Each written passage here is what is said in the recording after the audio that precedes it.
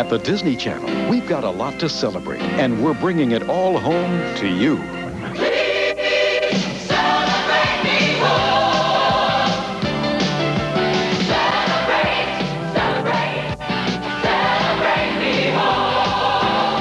Celebrate, celebrate, celebrate me home. We're the Disney Channel. Come celebrate with us.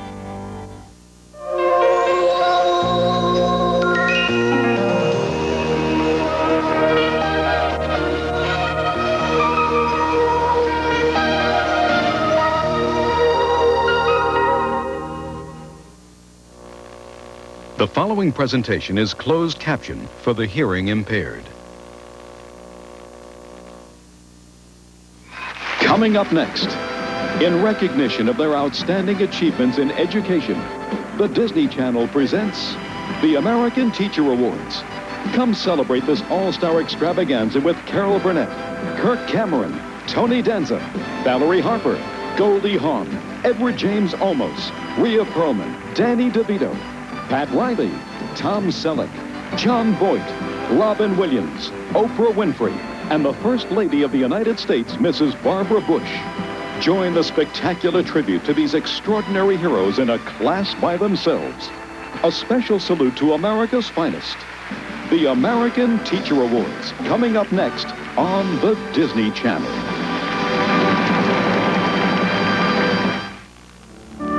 Major funding for this program has been provided by the IBM Corporation and the Coca-Cola Company.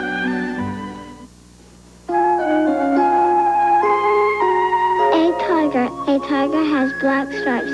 A tiger has a brown nose. We saw a rhinoceros. Kindergartners across the country are reading as much as 2 grade levels above the national average because of an IBM learning program called Writing to Read. Using personal computers and other tools, it helps them convert sounds they can say, see the word pig, into sounds they can write and read. A frog eats insects. A frog eats bugs. I've been involved in a lot of innovative programs. This is the first one that I feel will stay forever. I think Writing to Read is here to stay. I see a tiger. A tiger sees me. Tigers live in the zoo. The end. You know, it happened right here 20 years ago. Right here, Mom? Mm-hmm. You just can't imagine what it felt like. I'd like to buy the world a home and furnish it with love. Grow apple trees and honey bees and snow white turtle doves. I'd like candy hop in the world, candy hop it. The feeling you get from a Coca-Cola classic. Can't beat the feeling the world is good. The feeling you get from a Coca-Cola classic. I'd like to buy the world a Coca-Cola. Can't beat the real thing. Can't stop it, no, you can't stop it. Let us all world singing. Can't beat the feeling. Can't beat the real thing.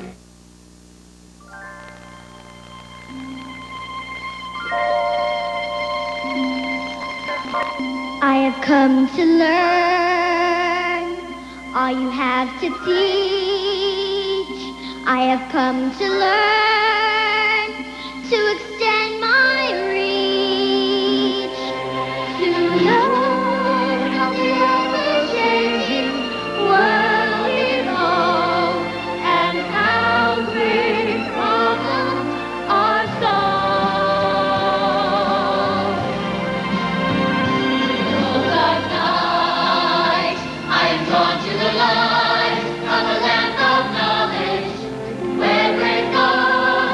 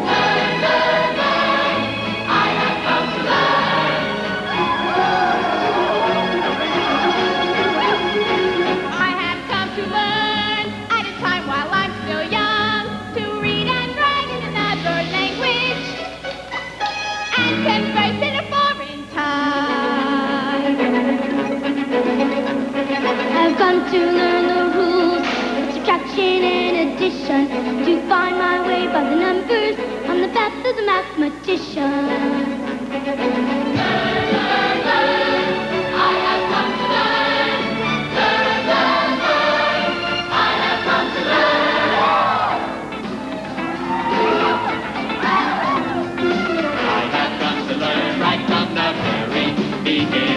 In sports it's not if we win or lose, but the coach is much happier when we're winning. To learn the power and glory of the written word, to apply the tools of the English language in a way that I can be heard. Learn, learn, learn, I have come to learn. Learn, learn, learn, I have come to learn. To learn in the visual arts I concentrate. I love to draw and sculpt and paint. It's the cleaning up I hate.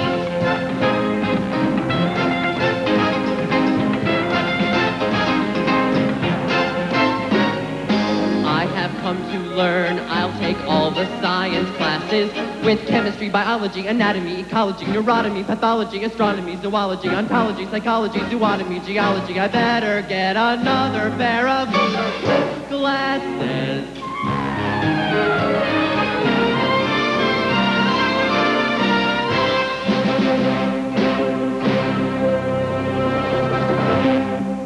I have come to learn finger painting.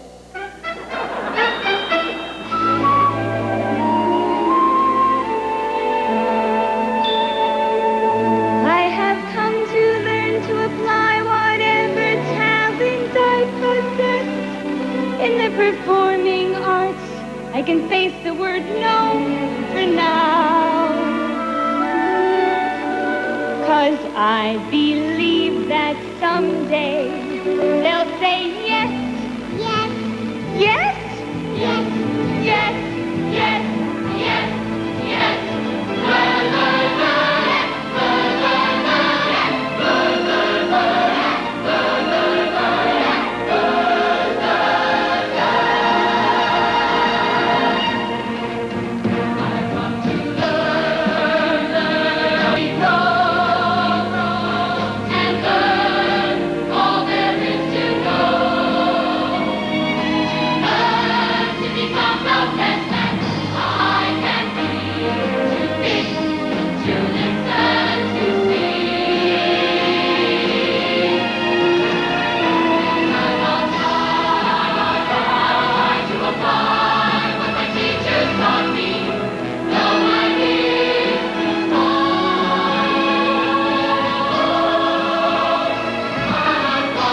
what my teachers taught me.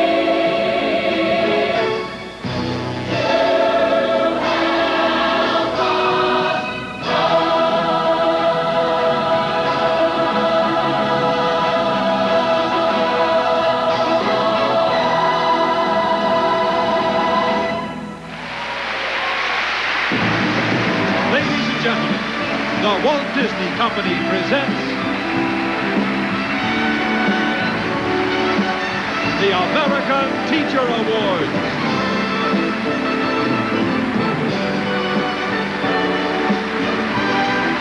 With guests Carol Burnett, Kirk Cameron, Tony Danza, Danny DeVito, Valerie Harper, Goldie Hawn, Edward James Olmos, Leah Pearlman, Pat Riley, Tom Selleck, John Voight, Robin Williams, Oprah Winfrey, the New Orleans Center for Creative Arts Dance Ensemble, the Williamsport Area High School Strolling Strings, the Overton Chamber Singers, and some of the most outstanding teachers in America. Ladies and gentlemen, Carol Burnett.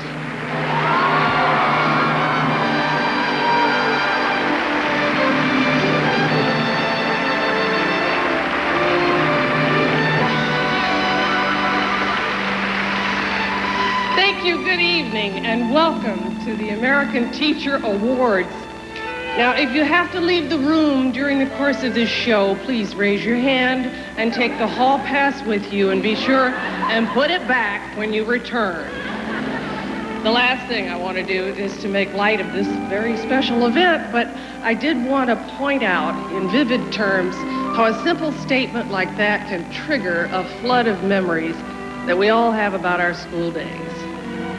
One of my favorite memories is of my 6th grade teacher at Selma Elementary Grammar School, right here in Hollywood, about 6 blocks from here. I was raised. This is my neighborhood. Mrs. Ada Ernst. Not only was Mrs. Ernst the first teacher to educate me on the subject of prejudice and other serious matters for an 11-year-old, she also had a wonderful flair for the theatrical. She not only read to us, but when she read, she would act out all the parts, and I truly believe that her enthusiasm gave me the idea for going into this profession. And as Ed Sullivan used to say, right here in our audience tonight, my favorite teacher of all time, Mrs. Ada Ernst.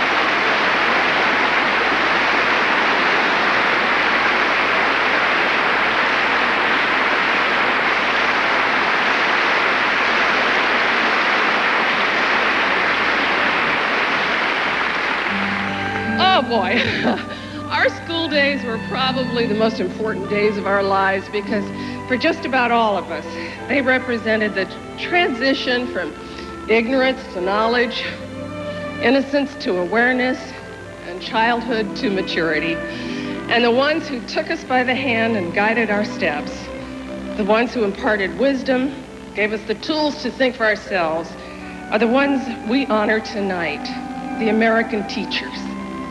The teachers you're going to meet tonight were selected by representatives from the nation's leading educational organizations. They fall into 12 disciplines of education. The selection process will be explained later on this evening. And from hundreds of applications, 3 teachers have been selected in each category. The 36 teachers we honor tonight represent the highest degree of excellence in our nation's classrooms.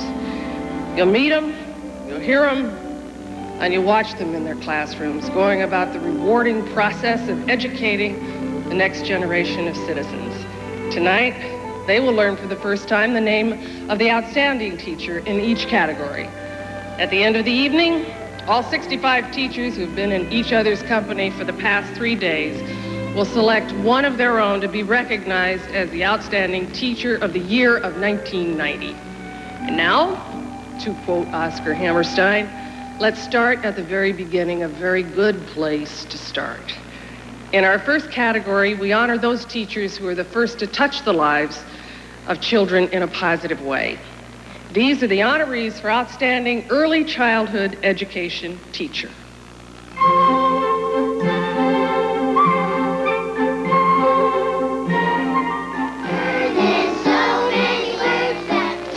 Loretta Cusack teaches kindergarten in Mercer Island, Washington. Her classroom is a beehive of activity and challenge. Mrs. Cusack knows just how important it is to get her kids' school careers off to a good start. That could be 1 plus 2 plus 1 equals 4. It's very, very important to keep them very excited, because if they can learn in kindergarten that learning is exciting and rewarding, that's one of the best things I can give them as a teacher, because they'll go on and tackle whatever they need after that. In this class this year, I have 6 special needs children that have been mainstreamed into the classroom. And what we've learned is that these are differences too, and the acceptance of differences. And it's really been a very rewarding year because of the love and help I've seen going on among my students in loving and helping these children. What keeps me going in teaching is the child that comes up and says, "I love you, Mrs. Cusack." And when they walk out the door, they're still hugging me and saying, "See you tomorrow, and can't wait to get back."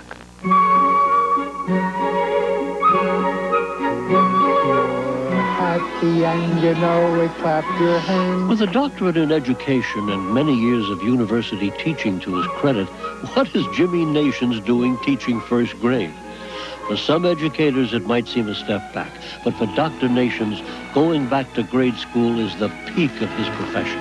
If a stranger comes in and looks at what's going on, they might simply say, these kids are playing games. Well, that's true.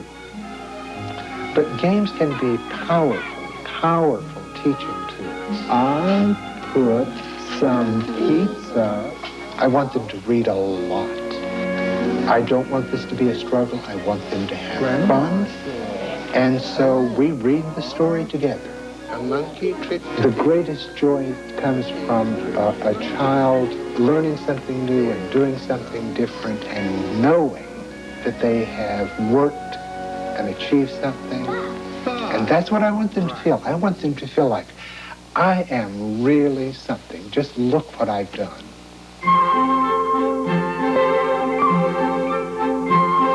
Judy Rappin gives kindergarten children their first taste of school. She teaches in a low-income neighborhood, often using her own money for school supplies, and always reminding her young students that they can be anything they want to be. To me, a child is a child is a child. It is not important what a child's background is. It is not important where a child grows up. It is not important the color of a child's skin. All children come to school needing the same basic things and needing to learn the same basic things. It is my job to help all children get what they need. Are they equal? Yes. What does equal mean? The same. The same. It's very important that children see me as a human being, to know that I have faults as well as strengths, because that way they know that if they make mistakes, it's not the end of the world. This is my life. This is my labor of love. Bravo! Bravo! Bravo!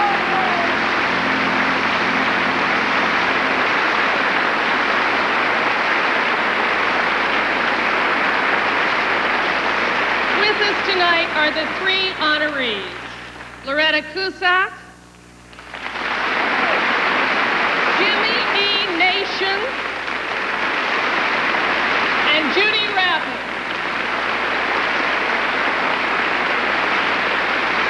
And the outstanding early childhood teacher is Judy Rappin.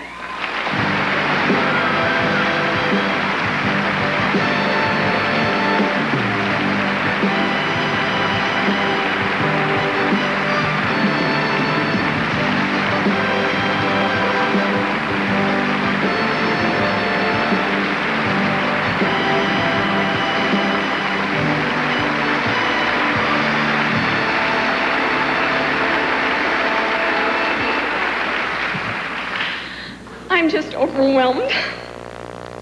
Oh. On behalf of all early childhood teachers, thank you for recognizing the importance of our contribution to education. We lay the foundation upon which a child's future depends. We provide the opportunity to build a positive self-image and a belief in one's own worth and abilities. Thank you to my principal, Bill Levin, for nominating me, to my family and friends for their support, to the Center for Civic Education and the Disney Company for giving me the opportunity to be in the company of such inspirational teachers. I applaud each and every one of you.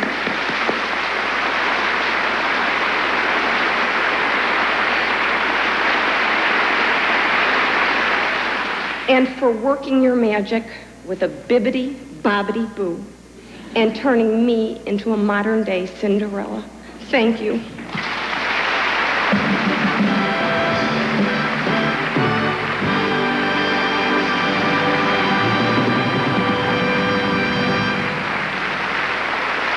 I was born in Beaufort, South Carolina, where I grew up and went to school. I was a bigoted little boy. Bigot, that's somebody with a red neck and a small brain. And I went to an all-white male military college, where I wore a uniform even when I went to the latrine. That's the toilet. I learned about books from the third baseman on my college baseball team who read Milton. And learned about sex from the girl next door to my house who read Havelock Ellis. I'm going to be reading both of them to you. I drive a small yellow car called a Volkswagen, manufactured in a country called Germany, on a continent called Europe. I write bad poetry. I write great letters to newspaper editors. I'm a hypochondriac. That's somebody who's afraid he's dying every time he sneezes. I believe in love of all kinds. Carnal, platonic, fraternal, maternal, religious. Ladies and gentlemen, John Voight.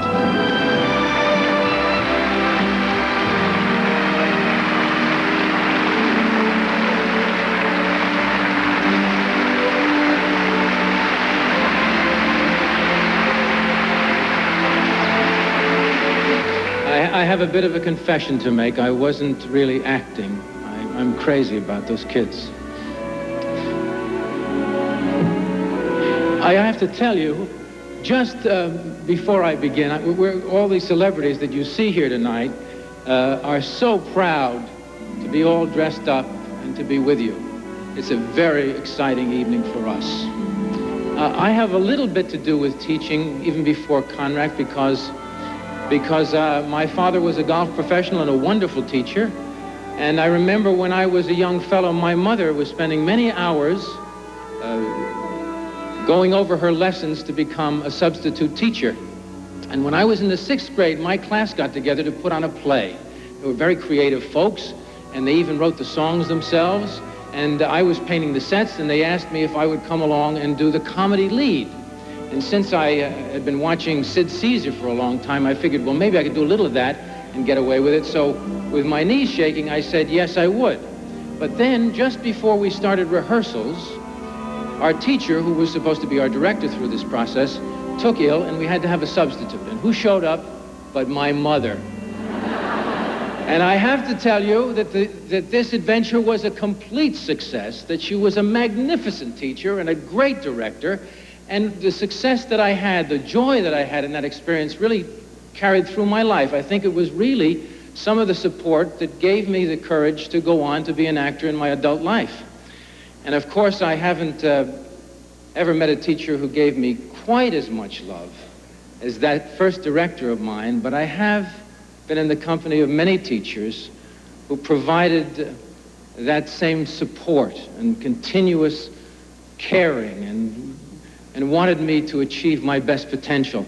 And further, I have been with teachers who were able to instill in me a love for truth and a sense of awe and wonder about this great universe of ours, and encouraged me to continuously ask questions to see if I could find out about this fabric that's woven into this great universe.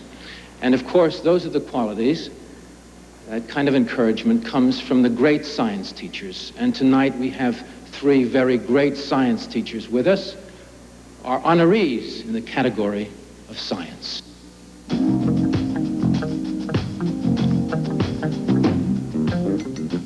Sam Chatton teaches life science in Scottsburg, Indiana. He once dreamed of being a medical missionary in Africa, but instead found his calling in a junior high classroom, where the more his students learn about animals, the more they learn about themselves. This creature is as gentle and as timid and as beautiful as anything that's ever been created. But the only way to know that is to actually experience it. Oh my God, he's on my back. Right here. Now, there's only one way to make people responsible. You have to give them responsibility.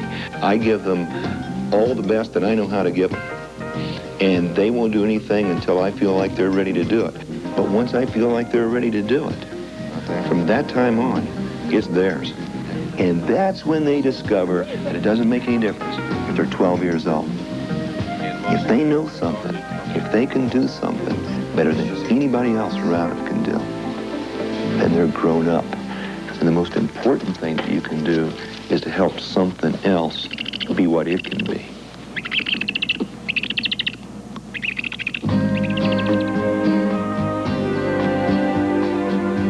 This is the whole outside. A first-generation American, Gloria Joe's parents emigrated from China. As a junior high school student, she was so inspired by her science teacher that she decided to follow in his footsteps. Today, at a junior high school in Payson, Arizona, Gloria Joe brings science alive to her students and encourages their boundless curiosity. To me, the best thing about science is that everybody can do it. I mean, nobody said that it's just for scientists in some lab somewhere. And a lot of the science part that I hope to bring is wonder. You know, gee, how does this work? And if I can get kids to do that, I mean, they're using their brain cells. It's a dislocated jaw here. I'm really happy because I get to teach something I really like. And, you know, I wish that for everybody, that they should be able to find something that they're really good at, that they enjoy, and it really fulfills them.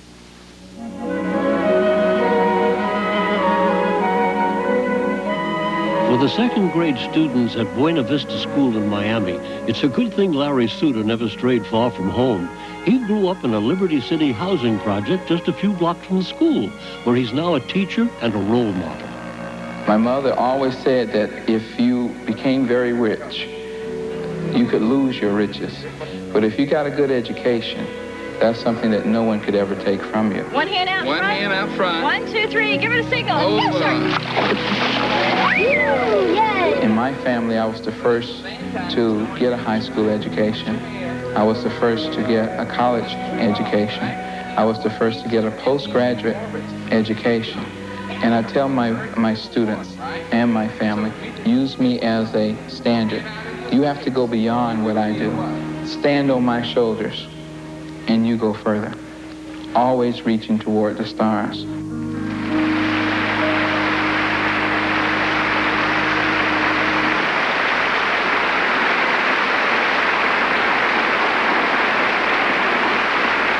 With us tonight are the three honorees.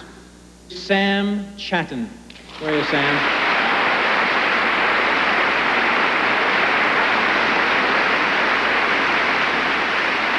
Gloria Joe.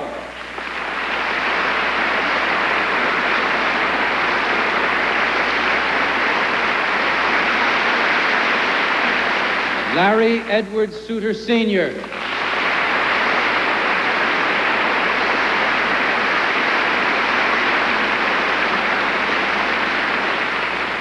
And the outstanding science teacher is Larry Suter, Sr.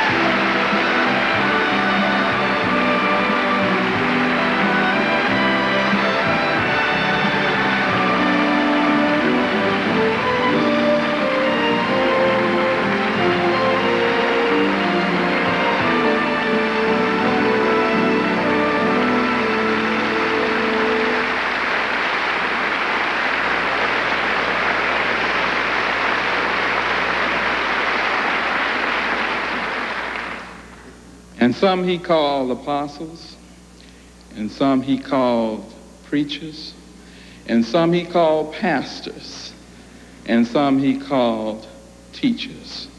To God be the glory tonight, because without his help, surely I would not be here. I would like to thank the Disney Corporation, the Center for Civic Education, my family, my lovely wife, my 4 children, and most of all, God Almighty. Thank you.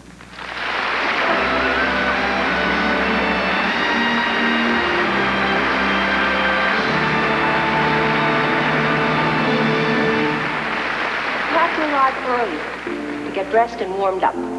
You have to take outside classes in your major field and study ballet, modern, folk, jazz, tap, and historical dance here, as well as dance history, supported adagio, variation class, makeup, hairstyling, and even acting for dancers. There are 50,000 people walking around calling themselves actors, and maybe 500 are making a living at it. Most of those do commercials to pay the rent. The rest wait tables, clean other people's apartments, living on welfare, and hope. And don't think talent's enough to get you through. You gotta have a strong technique, a good agent, and most of all, a thick skin, because now you're part of an underprivileged minority and you're going to suffer. Pulled tendons, shin splints, swollen toes, smelly tights. Cattle calls, the humiliation, the rejection. Melodic dictation theory, keyboard harmony, elementary piano, piano literature, music history, orchestration, conducting, dance band, symphonic band, ensembles. When do we have lunch? Lunch is at 11:30, 1/2 hour, and then you'll have everything else. What's everything else? Everything else is biology, chemistry, algebra, English, French, physics, history, etc. There they were, dozens of kids dancing in the lunchrooms, on the tables in the halls, on top of taxi cabs in the streets, singing about how they're going to live forever and learn how to fly. The name of the show was Fame, and it gave many Americans a view of an educational process they'd never before witnessed. Yeah, it was fiction, but it was based on a real school in New York and the students. In addition to taking all of those classes in music and dance and acting, they were also responsible for a full academic program. Though there are very few schools solely dedicated to the performing arts, nearly all the schools in the country have programs to give students the opportunity to express themselves through performance, not with the idea of the students turning into professional actors and singers and dancers and musicians, but rather to give them a wonderful means of self-expression. We're honored tonight to have 3 outstanding teachers in the performing arts, and we are doubly fortunate that they have brought with them some of the students whom they've trained, and they will demonstrate what can be accomplished with enthusiasm, discipline, and love. Here is the first teacher in the performing arts category.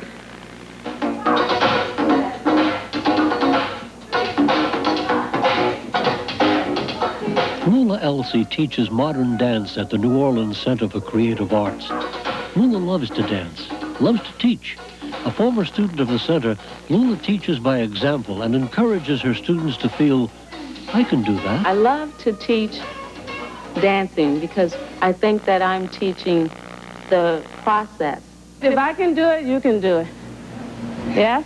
And if I can show them how much discipline and how much time it's going to take, then they can realize that, you know, it's not going to happen overnight. 1, 2, it's called the joy of dancing. It's not every step you'll get the first time around, right? Coming to this program, a lot of them understand from the teachers that we're very straight with them that some of them don't become performers, and some of them have to look at other career choices. And it's good coming to the school because it makes them make that rational choice.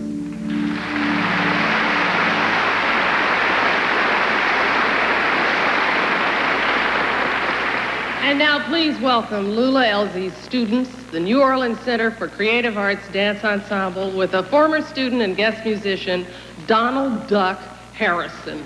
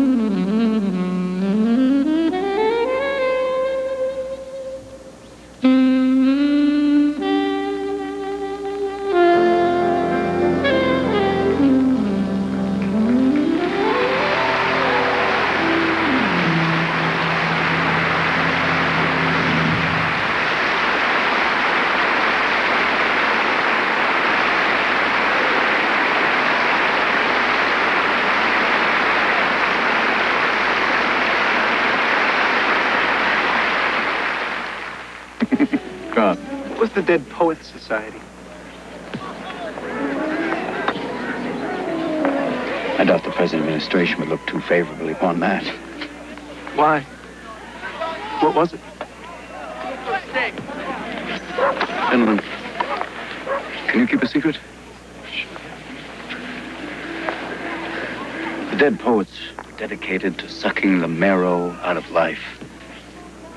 That's a phrase from Thoreau we would invoke at the beginning of every meeting. See, we would gather at the old Indian cave, take turns reading from Thoreau, Whitman, Shelley, the biggies, even some of our own verse. And in the enchantment of the moment, we'd let poetry work its magic. You mean it was a bunch of guys sitting around reading poetry? No, Mr. Overstreet, it wasn't just guys. We weren't a Greek organization. We were romantics. We didn't just read poetry. We let it drip from our tongues like honey. Spirits soared, women swooned, and gods were created, gentlemen. Not a bad way to spend an evening, eh? Ladies and gentlemen, Robin Williams.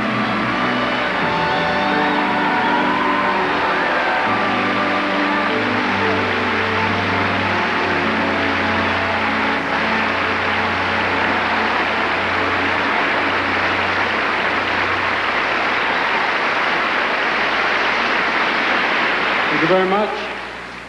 Walt Whitman could not be here this evening, so I have decided to dress like Slim Whitman. Oh, for a muse of fire, William Shakespeare. Neither a borrower or a savings and loan default, George Bush. Carpe diesel, Saddam Hussein. What would this great country be without this great land of ours? Ronald Reagan, the great communicator. These are words. You know, in the dictionary under irony, it says, see irony. You see? Some of you will get that on the way home. Some of you will actually look in the dictionary going, you lied. Why I say this is because words have power. They have the power to provoke laughter. They have the power to incite imagination. In the hands of some politicians, they could be a damn good sedative. But I had the opportunity, as you just saw, to play a man with a passion for words. Words to him were tools. They were weapons. They were keys to open the Pandora's box of creativity. It was only a movie. There's a difference between movies and real life. Many teachers do not have their own Teamster. No. But there are actually countless teachers in countless classrooms across this country who are out there battling the dragon of indifference and disinterest. They prod him, they poke him, they force him to leave the field, making the way to clear the ideas and make concepts and their imaginations soar. Now, our three honorees in the field of English represent these dragon slayers. They are generals on the field of grammar.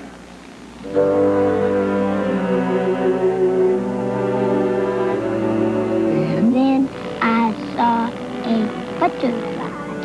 Ann Anderson grew up in the poor area of Washington, D.C. To raise money, she babysat for government officials, even a few senators, and went on to earn a national scholarship to Bucknell University. People believed in me, she said, and I wanted to give something back. Today, she teaches reading in Alexandria, Virginia. My ideal of a good teacher, and that's what I'm striving for, is someone who can help each student to develop to the fullest his own unique abilities and capabilities. I think in order to do that, our teacher has to be a person who can set up an atmosphere where children feel loved and respected and safe. Well, because you picked it. Helping the children to learn to decode a new word, seeing the joy that comes into their faces when they finally get it. It's like watching a Christmas tree light up. I put it in a cage. Super. That was great.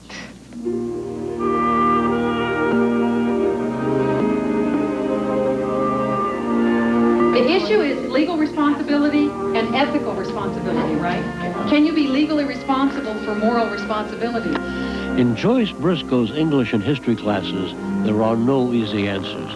That's something Joyce learned herself in a childhood filled with emotional turmoil. Today, in Albuquerque, New Mexico, she teaches her high school students that there's more to learning than correct answers. It's the quest for knowledge that counts. It's hard to make choices, and one of the things that I try to do is to help them decide what's important. And that's not an easy process because I can't tell them what is important. When you have a group of people that have been through the class, it's always been through. We've always been through. It's like we were in Vietnam or something. We've been through this ordeal. One of the things that I like to do is to help them to become aware of what they enjoy thinking about and why the subjects they think about engage their mind. Does that make a difference that you can break a law, or is the principle still the same? There are things we need to think about together, whether it's political issues, whether it's environmental issues, that those are issues that are worth thinking about too, and that then you have to do something about it.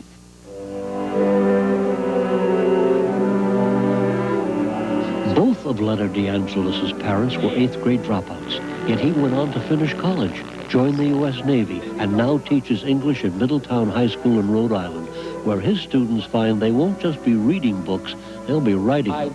I try to do things that I think will get through to each and every kid, and sometimes that's a real challenge. He demands a lot out of his students, and since we respect him and we know he respects us, we want to give him the best that we can. It wasn't her decision. Oh, she was just doing what women should do. And then I said, how about writing a novel? You've all read novels. Why don't we write one? We all had a character that we had to make up, and that each person had a chapter with a character in it. It was great to see us all come together, 18 different people with different ideas coming together to make one thing. A youngster who feels comfortable enough to try to seek some direction from another adult, I think it's really important that they know that some adults are out there that they can connect with.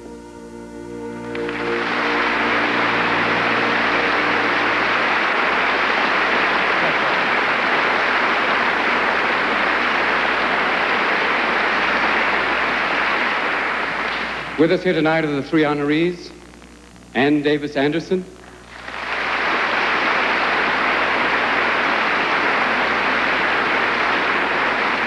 Joyce Briscoe,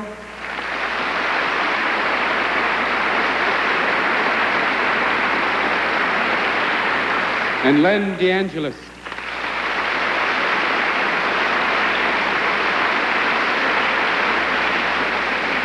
It's just like the Academy Awards, man. Outstanding contribution in the field of English goes this year to Joyce Briscoe.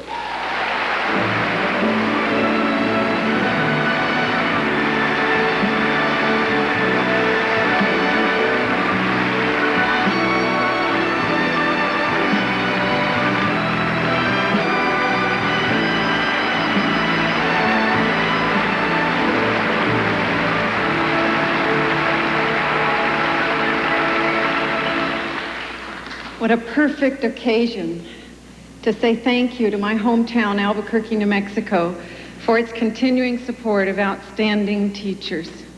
Since Socrates, we teachers have been helping students to appreciate literature's major premise: the unexamined life is not worth living.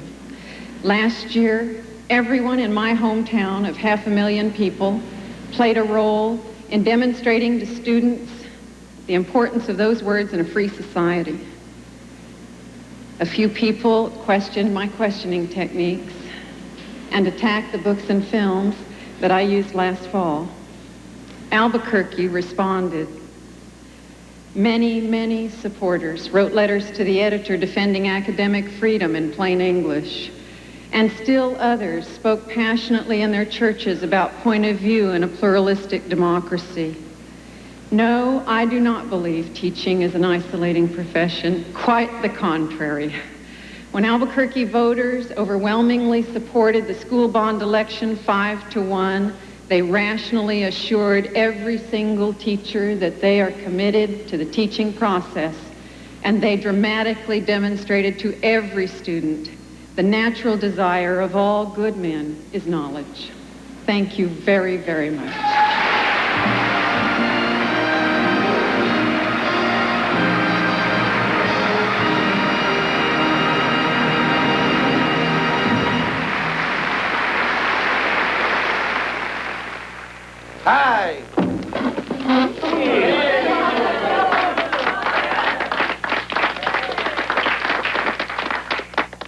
still alive. I'm a hard-dying type of guy. Shouldn't you be in the hospital? No, I should be here with you.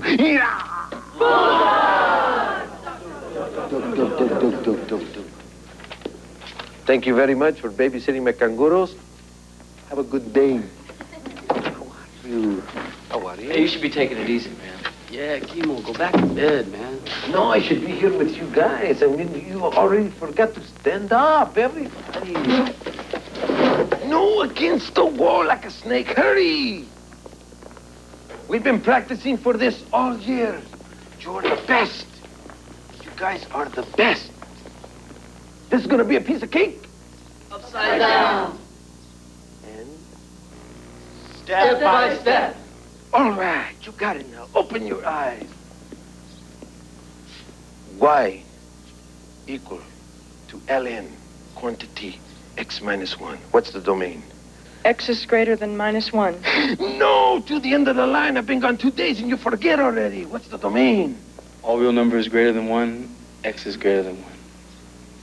I told you you could do it. Okay, Kamasaki. Waliki. Okay.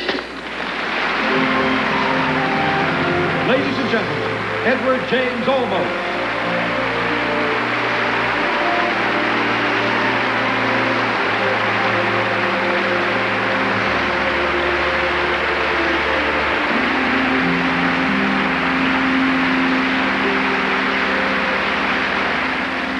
God bless all of you for being here tonight.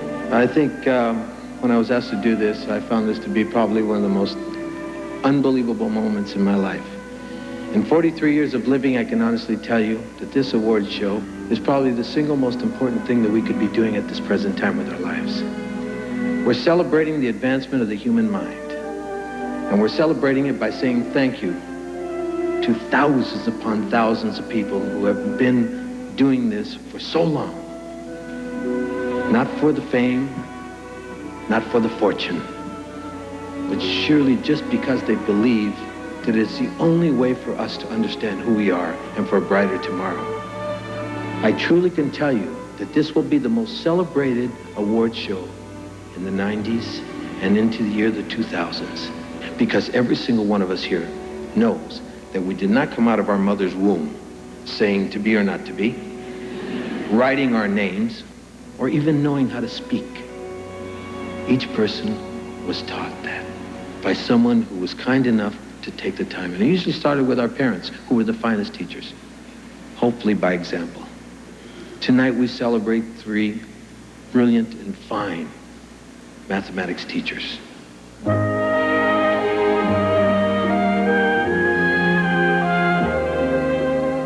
Okay, any of these points we need to check? Are you Math sure? teacher William Hudson is indeed an imposing figure to his students. The son of a factory worker who never finished grade school, Hudson was a football star in high school and was offered dozens of scholarships to major universities. Instead, he chose to attend a small college and succeed not with his brawn, but with his brain. Today, Bill chairs the math department at Dunbar High in Fort Worth, Texas. I may have the greatest knowledge in the world. I may be Einstein. But if I can't relate to the people I'm trying to give that knowledge to, then Einstein's brains would have been useless. We're dealing with a lot of one-parent families.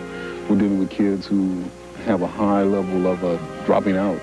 So I knew it was going to be a tough situation, but I knew it was also a situation that you could be a great success. For a teacher, it has to be inner enthusiasm, because I can't go in there and fake it to that kid. I believe I'm touching kids. I believe that I can help some of these kids along the way. And if I ever get to a point where I don't have that feeling, then I think it's time to come out of that classroom. I haven't reached that point yet.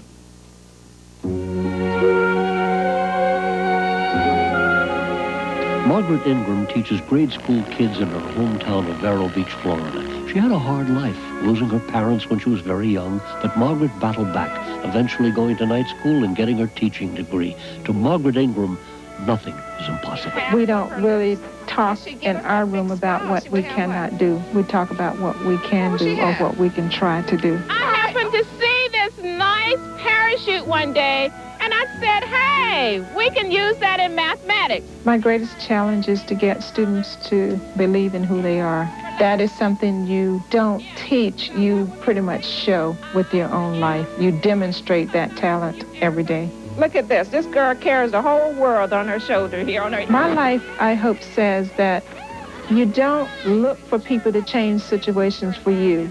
You don't look for the disadvantages. You look for the opportunities. You say to yourself and to the world, I'm not waiting for change. I'm going to bring about change.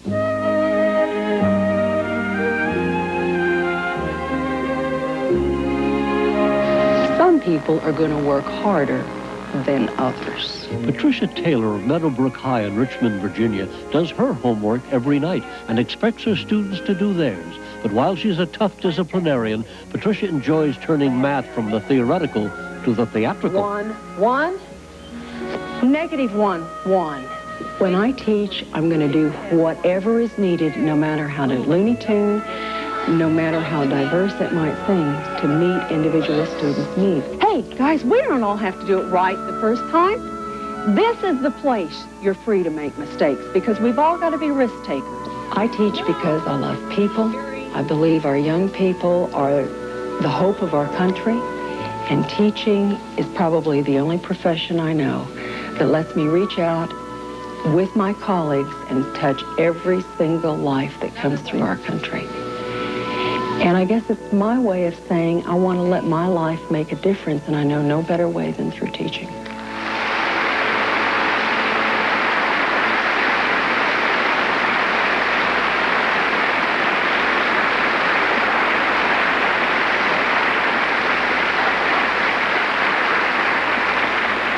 With us tonight are the three honorees. Mr. William Hudson, Jr.,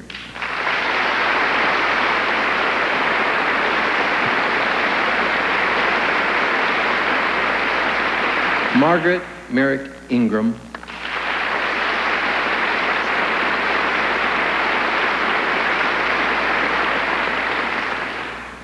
and Patricia E. Taylor.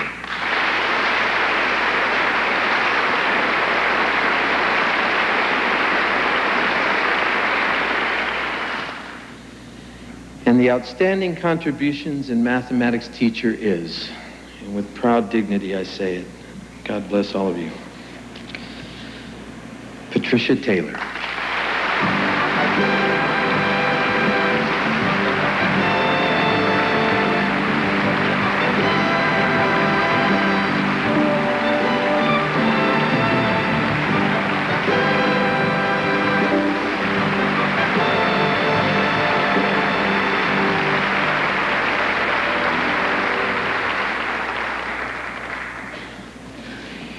Thank you. Thank you very much, each one of you, first of all, for being here tonight in honor of the American teachers. I want to say thank you to my parents, who are both educators of over 30 years.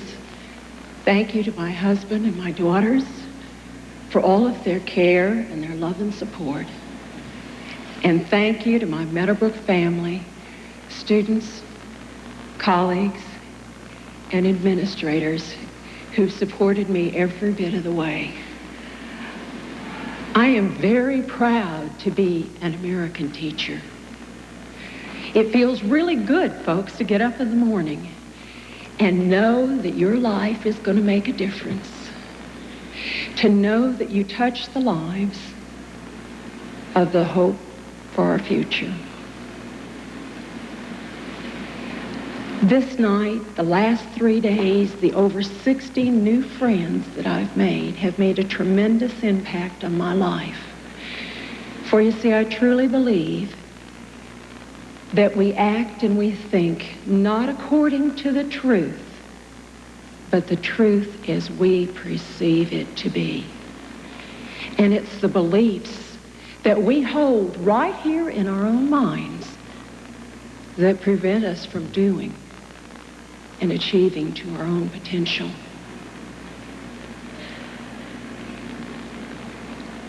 And as I look at the bags full of memories, of warm feelings, of stories that each of my colleagues have shared about students and successes, I can't help but go home to Richmond tomorrow with a renewed belief in American education. And I thank you very much.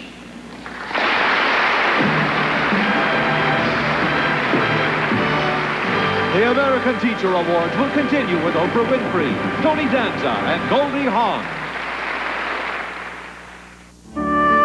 Good evening, and welcome, ladies and gentlemen. On behalf of the IBM Corporation, I would like to extend congratulations and appreciation to the outstanding teachers honored this evening at the American Teacher Awards. The vignettes you'll see this evening reaffirm that nothing can replace the special relationship gifted educators develop with their students. At IBM, we believe that computer technology plays a supporting role to the star and hero of the classroom, the teacher. Popular culture has long celebrated other heroes, the athlete, the adventurer, the statesman, but except for the occasional tale of a Mr. Chips, an Annie Sullivan, or a Jaime Escalante, teachers have not been celebrated in the same way. And classrooms have rarely been identified as places where the greatest of human dramas unfold, the drama of igniting the human spirit, ennobling the human heart, and enriching the human experience. We believe there's no greater adventure than the individual voyage to knowledge and understanding. That's why many of our products and corporate programs focus on helping educators to improve and invigorate classroom learning. And so tonight, IBM joins with the Walt Disney Company in saluting and celebrating a national treasure and an authentic hero, the American teacher. I just don't want to, I want to make a difference in the world and in everything I do. The quality of my job at IBM directly influences people in all walks of life. You get some sense of pride and accomplishment that the things you do are out there making a difference. But it's also a lot of responsibility. I have to always keep perspective on what I'm doing and what the effects of what I'm doing are. If you enjoy yourself and you believe in what you're doing, that comes through in what you create. It's a value system. It's what your priorities are all about. From its beginning, IBM has been a company built on values, on quality and service, but above all, respect for one another, for our customers, and for every individual touched by the work we do. It's a company that struggles very hard to be decent. Ladies and gentlemen, Goldie Hawn.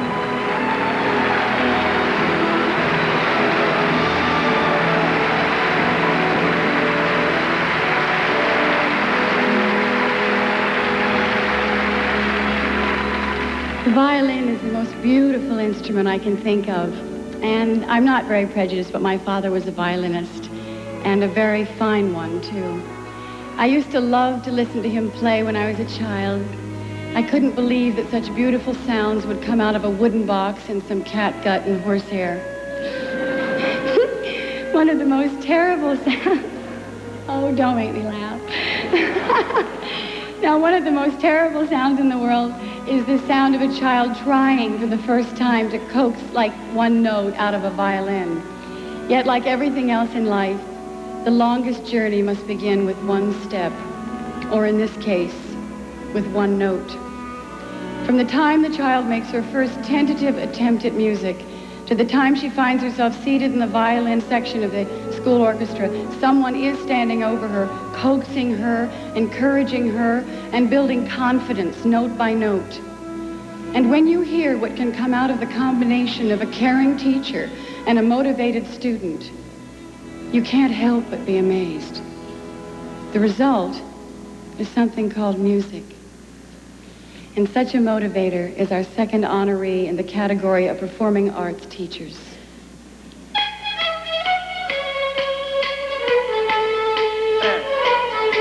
Walter Straighton teaches music performance at Williamsport Area High School in Pennsylvania. In his classes, students learn that all things are possible.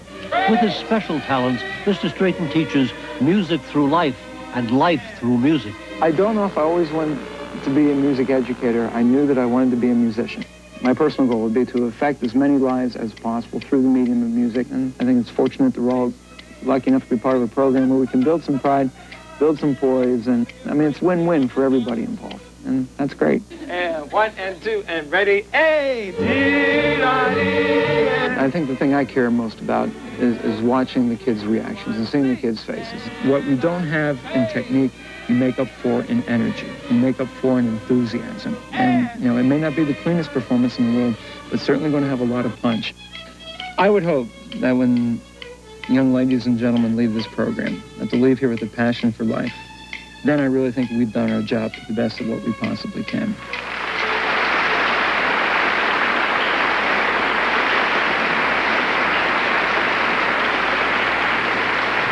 Ladies and gentlemen, please welcome the Williamsport Area High School Strolling Strings.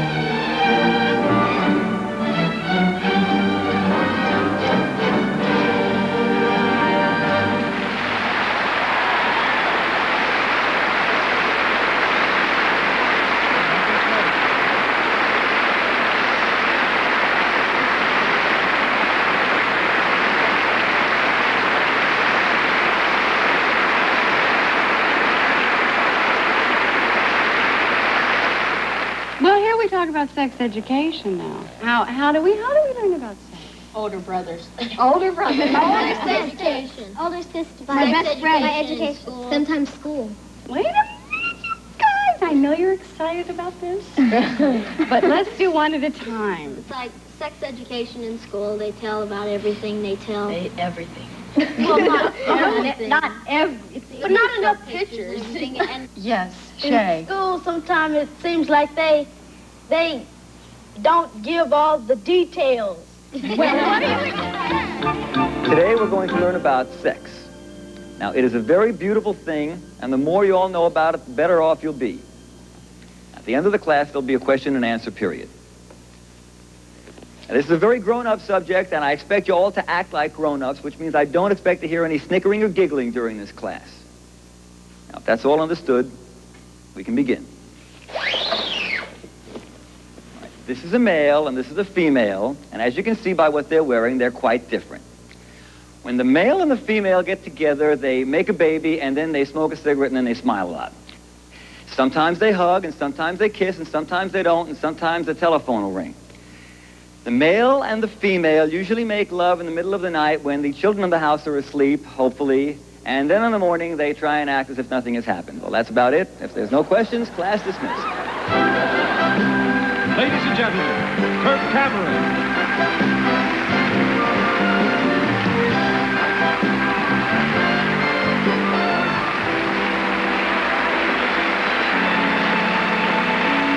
Thank you. I think of all the people who have been presenters on the show so far and of those who are yet to come, I'm probably the one that's closest to the educational experience for two reasons. One, I'm younger than they are, and two, my father is a teacher. My dad started out teaching math, and he switched over to physical education, and he's been teaching that ever since at San Fernando Junior High School right here in California.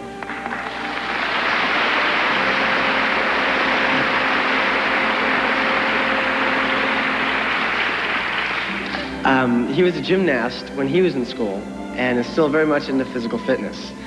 In fact, one year our family went on a vacation and we drove from Los Angeles to Illinois in a VW bus, and every morning he would pull the camper off to the side of the road and make my mom, my sisters and me get out and go through this little routine of calisthenics, of jumping jacks and sit-ups and everything before we drove on for the day. Fortunately, he didn't grade us. Well, today the physical education and health teachers are responsible for a lot more than push-ups and jumping jacks. They're totally involved in the physical, nutritional, and social well-being of the student. They're active in drug counseling, sex education, mental health, and lifestyle programs that deal with the whole person. The three honorees for Outstanding Physical Education and Health Teacher, they are inventive and innovative and most deserving of this recognition.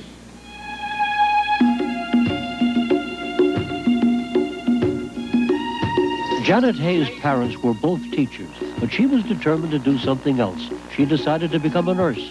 Ironically, years later, Janet sure enough ended up an educator.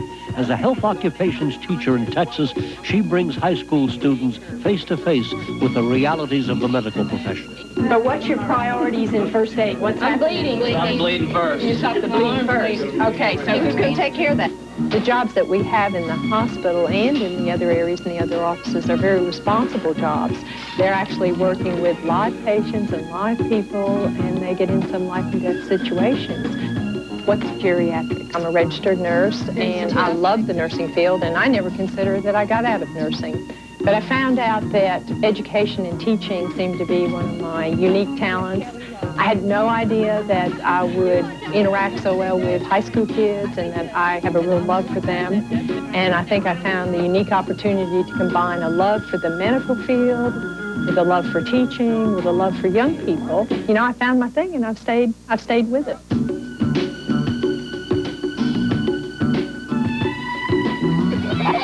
Frank Thomas grew up in poverty and a broken home, but his dad inspired him to go on to college, and eventually Frank earned a master's degree.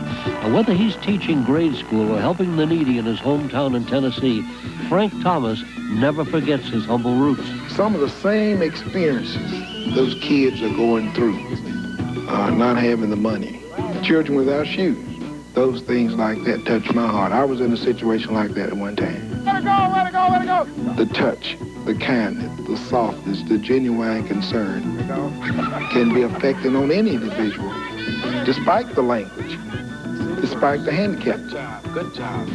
despite the race. So it's nothing unique.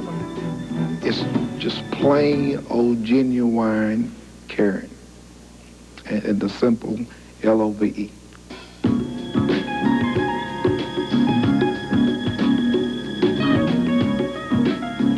What's this? How many parts? 3. What muscle of the 2 extends the arm? Physical fitness has always been important to Ron Valenti. His father was a professional baseball player, and Ron went to college on an athletic scholarship. Today, he teaches high school physical education in Bakersfield, California. stressing that it's not how strong or fast you are, but how hard you try. I don't think there's any other discipline in the school where the kids are more vulnerable to peer ridicule. Knock her over. I'm trying real hard to change that. Probably the most important thing academically in physical education is how to get fit, how to stay fit. Because when they leave here, that's what I want them to take back with them. Have a seat, have a seat. I try to keep an upbeat setting where the kids can all be, to a certain extent, successful. I try real hard not to be negative. If they fail, then fine, no big deal. Pick yourself up, let's try it again. And you get those students every once in a while that come back and say, hey, you made a difference. I really appreciated what you did, and that makes it all worthwhile.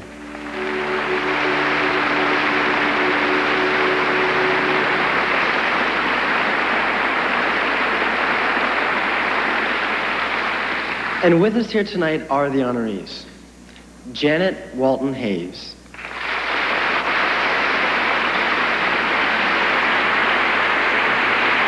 Frank E. Thomas.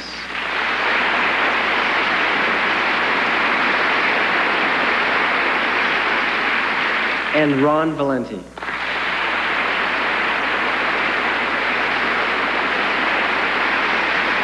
And the outstanding physical education and health teacher is Frank Thomas.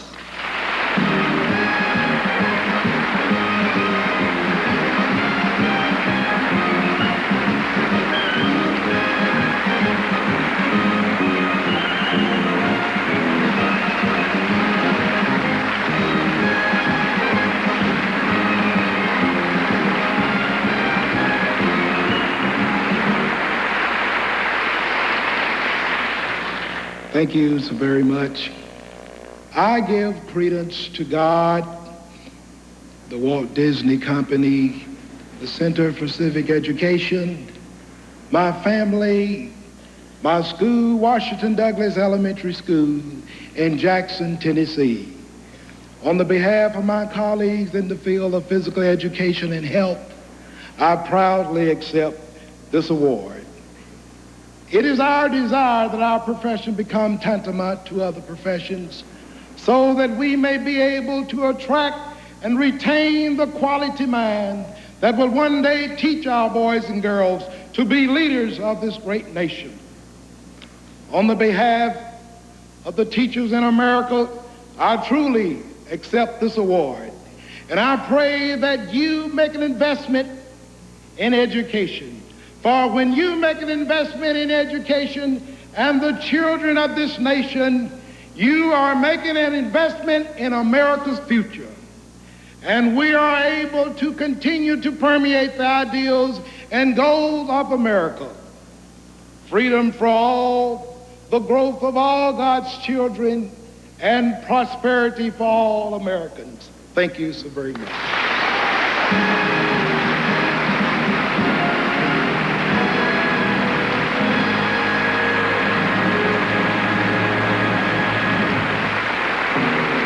Ladies and gentlemen, Tony Danza.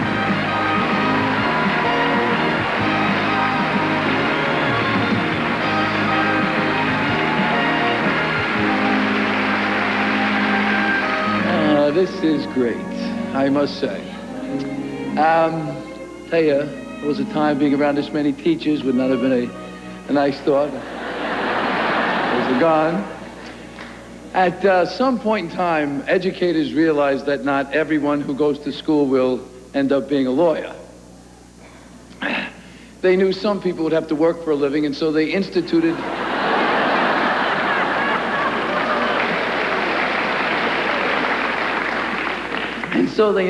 a program to train students in vocational skills. These skills would enable them to enter the job market. This program also included special training for the physically challenged. And just about everything from automotive mechanics to computers, from wood, metalworking, to pre-nursing and aeronautics is being taught in our schools today. And if students had the time and the inclination, they could master the skills that would enable them to make it in the marketplace. And if they were truly exceptional, they could become teachers. Tonight we honor excellence in the vocational arts by presenting 3 honorees who pass on their skills with love and pride.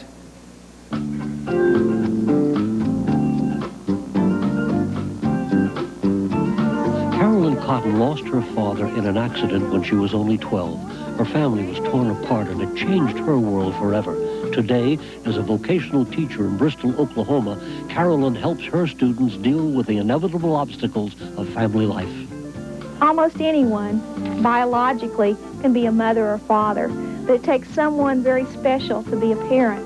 In this day and time, the family has maybe lost a little bit of its punch or importance, and I try to stress to my students through our different classwork how important the family is and how they can relate to the family and make their family more successful. Right now we're doing a cooking session, and most of us, when we got, if we didn't have this class now, we'd grow up and we'd, burn up the kitchen. I mean, we wouldn't really know what we're doing. Teaching really is touching a life forever, and a young man may come up to me in the Walmart store and say, Miss Cotton, I'm practicing my family living, and you look down and he has 2 young children with him, and you know that, what you've done, it was worth it, and you really did make a difference.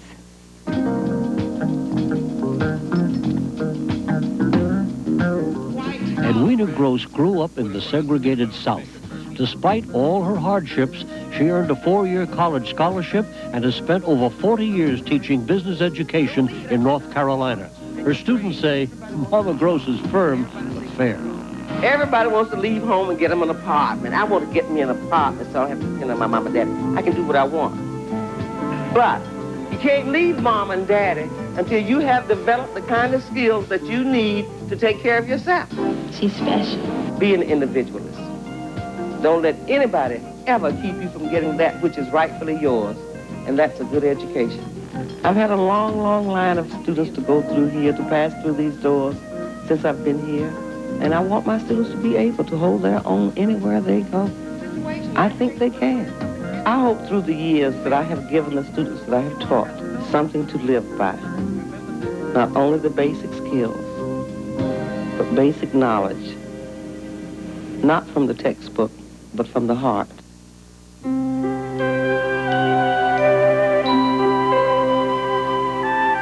Tom O'Brien grew up attending Catholic school and went on to join the Christian Brothers Order. Their vow, to teach those who no one else would teach. Though Tom left the order, he continues that vow today, teaching vocational skills to special education kids in Wisconsin. I look for little bitty improvements.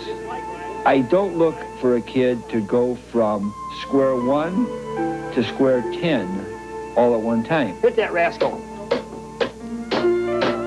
I love to have a kid walk in and say to me, either verbally or by his body language, I dare you to teach me. And then we're going to sand the tops, just like this. In special ed, a lot of these kids have failed. And then they come into my class and they say to me, you're going to make me succeed? I failed enough that I've proven to the world that I'm a failure. And I say, oh, buddy, nobody fails in my class. This is successful.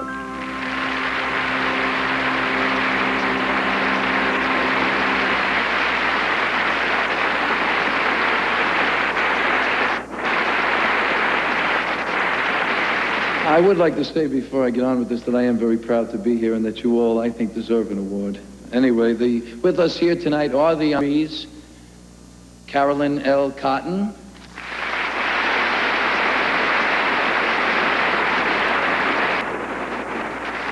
Edwina Gross,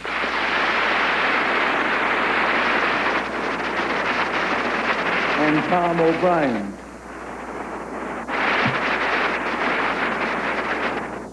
And the outstanding vocational arts teacher is Mr. Tom O'Brien.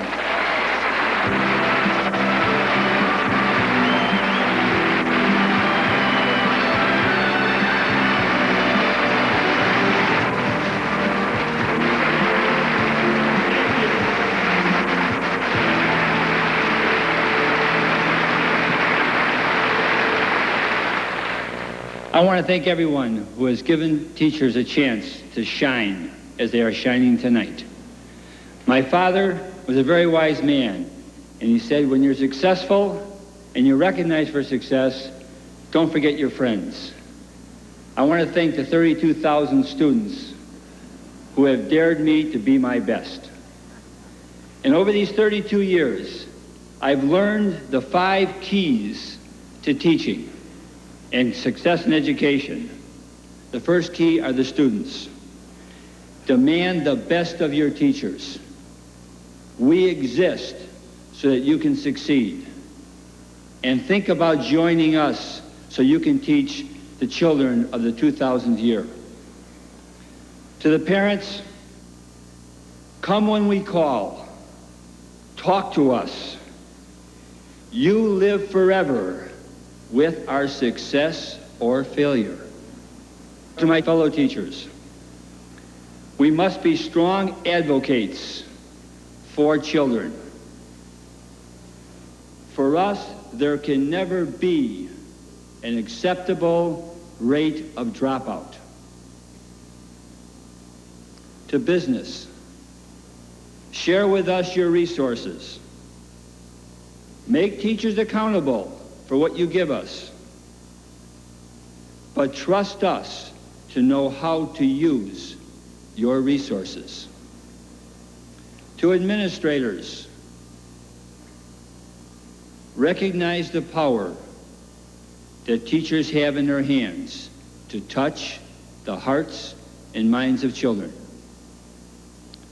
I believe that students, parents, teachers, business, and administrators can make a difference in education. Please share in my belief. Thank you very much.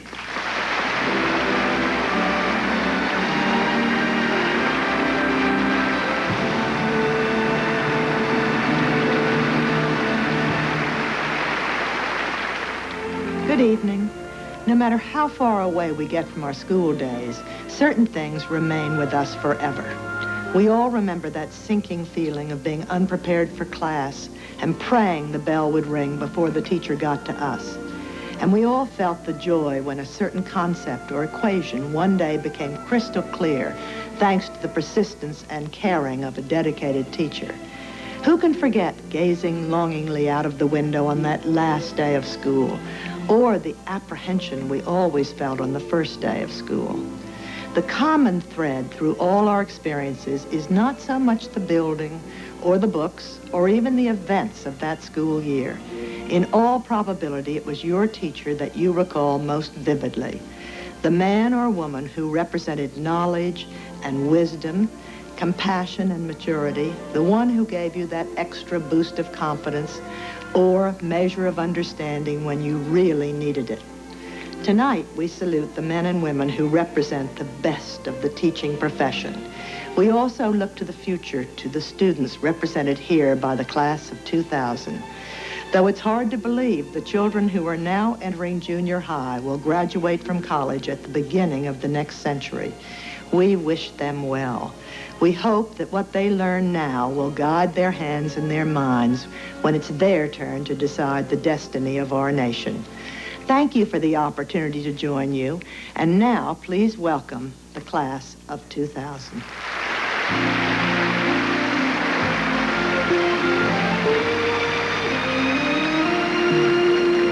Stand on the edge of the 1990s, looking forward to the years beyond our skies. We approach the future with a mixture of emotions, heart impatience, heart excitement, heart delight.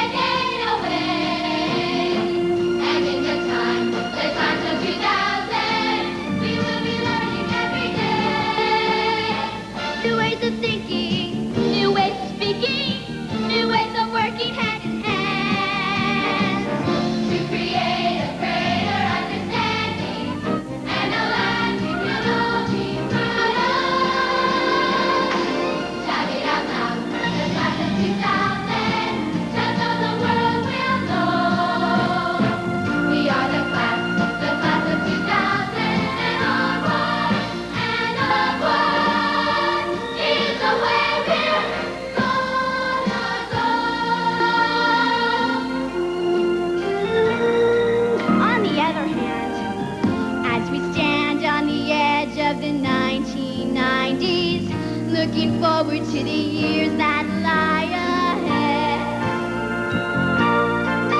We approach the future with a mixture of emotions. Part uneasy, part queasy, part red. What if the world of 2000 reveals that we are unprepared? What if they say we're underachievers, that we're not getting what you get? What if they tell us there is no need for law school? That would make you come unglued. What if they tell us there is no need for law school, cause everyone's already been sued? What if they say our hard-earned diplomas are worth a hill of beans? What if they say our talents are useless since we've been replaced by machines? What if they say there are no more diseases, no more farms to farm, no more movies to be made? There go the doctors, the farmers, the actors. Is it any wonder we're afraid? What if they say there is no place for artists? No one needs a dentist or accountant anymore. What if you need a PhD to fry a burger? Or deliver papers door to door? What if we are obsolete, incomplete, can't compete? What if we just have a successor? What if we have no great shade, act like blink, make mistakes? What if we just have a successor? Oh, we're young, still unsung, and unsure where the road may lead us. We're unskilled, unfulfilled, unaware of how the world may need us. But why go live and turn into a whip, a dork, or a nerd, or a lame-o? We've got all the tools we need, and if we don't succeed, we've only got ourselves to blame. Oh, we are the class of 2000, less than a decade away. And in the times of 2000, we will be learning every day. New ways of thinking, new ways of speaking, new ways of working hand in hand, to create a greater understanding and a land we can all be proud of. Shout it out loud, the class of 2000, just so the world will free. We are the class of 2000, and a first class, a first class. Let your our first class. We're gonna be 2000,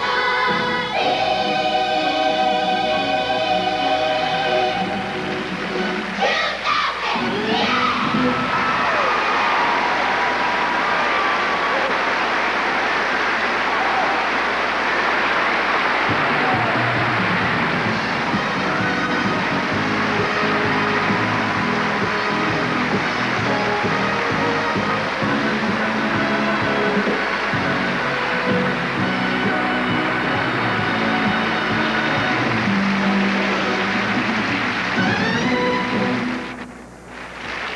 I was in the 4th grade. I ran home the first day of the 4th grade to tell my dad that I had the best teacher anybody could ever have. Her name was Mrs. Duncan. And during the 4th grade, I wanted to be a 4th grade teacher because of Mrs. Duncan. And I haven't seen Mrs. Duncan since then, and Mrs. Duncan is here today. Mary Duncan. Mrs. Duncan! Mrs. Duncan!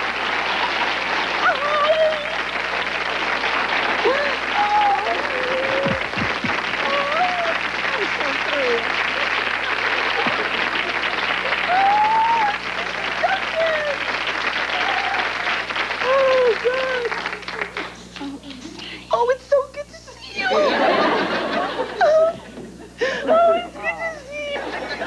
How are you? I'm fine. Oh, I need some Kleenex. Well, it's good to see you.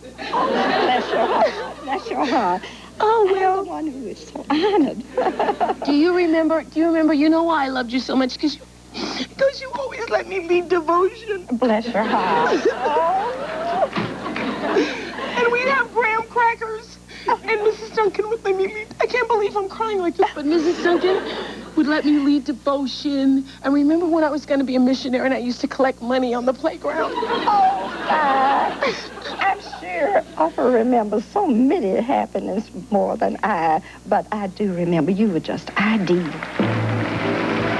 Ladies and gentlemen, Oprah Winfrey and Mrs. Duncan.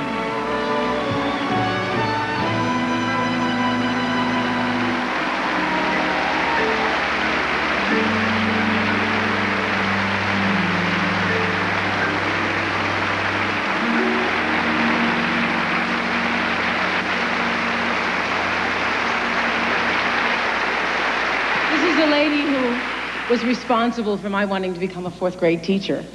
Bless your heart. Aren't you glad you changed your mind? Well, I guess, but I just wanted you to know what an inspiration you have been to me, because you were the teacher that sparked the light of learning and made me believe that I was special and I could be somebody. And I just, that's why you're my favorite in the whole world. And she hadn't changed a bit. She was doing, then. That's very sweet, Oprah. I'm so proud of you. But I think there is someone else who caught your fancy, too. This may surprise you, but I have something here that you wrote some time ago. And it says, Dear Mr. Graham, I am so sorry I missed your retirement party. You were not only a fabulous teacher, but my very first crush, and I would have been delighted to tell everyone. I hope your future is filled with all the grace and rewards you rendered to me and countless other students. And it's signed, Oprah Winfrey. That's right, Mr. Graham retired recently. You're probably sorry you missed that party. Yeah. Now for the surprise. Mr. Graham, will you come by?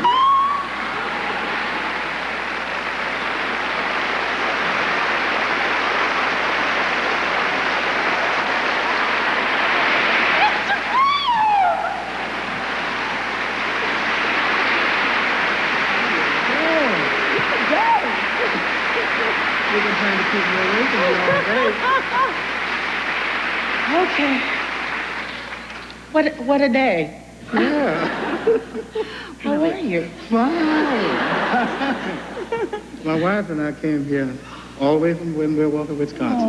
Oh, great. To see you. You were my first crush, you were, but yeah. Well, tell the world. Well, excuse me. I think perhaps we should go now. Okay. And let Oprah Nice to go see you, on Mr. with the Graham. show. I can't believe, and we rehearsed this and everything today, and you weren't here.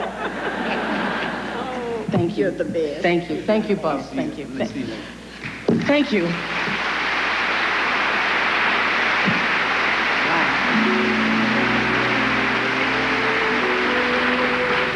One day, without even the slightest warning, the little baby who's behind you used to kiss, who used to throw his bottle on the floor and wake you in the middle of the night to be fed, is standing before you with a lunchbox in hand and ready to be handed over to a very tall and a very smiling person he or she will come to know as teacher.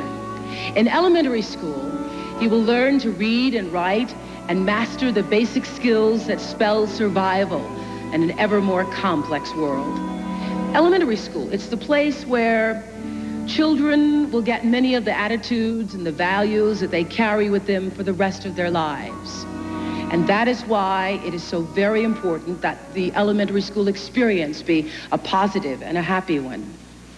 3 teachers who take their mandate seriously and represent the thousands of others who have made a firm commitment to teaching are the honorees for Outstanding Elementary School Teacher.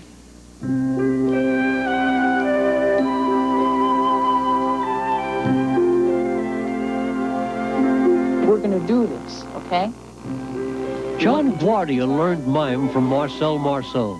He decided to use his talents not as an entertainer, but as a teacher.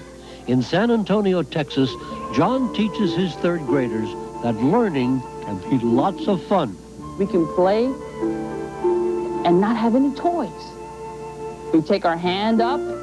When I was a child, I learned more when I was having fun than actually being real serious. And in essence, in school, I was a clown. But I learned so much more when I was having so much fun. You know, I didn't realize that I was learning. So I try to do that to my kids. These students come from a different environment. They live in federal housing. Either they come from a single parent family or their parents are not home because they're working at night. When they come to my classroom, I try to give them that security, and I try to give them as much as I can. I feel real good about what I'm doing. I'm teaching, and that's what I've always wanted to do.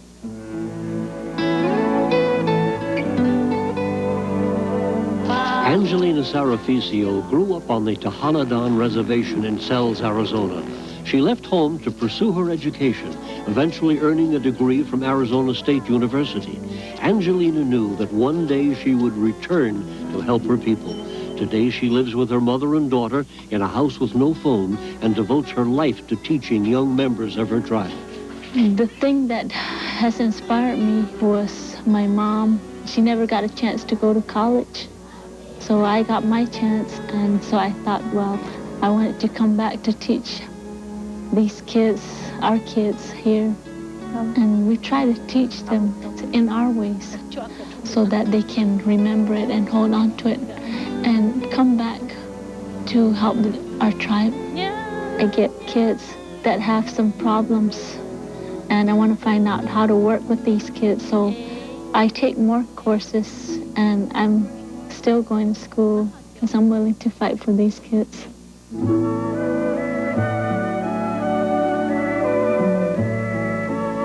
Sylvia Washburn's fifth grade teacher once told her she'd never amount to anything, but the daughter of migrant farm workers quickly proved her wrong. Sylvia worked her way through college and now teaches her third graders not only the 3 R's, but also how to be proud of themselves.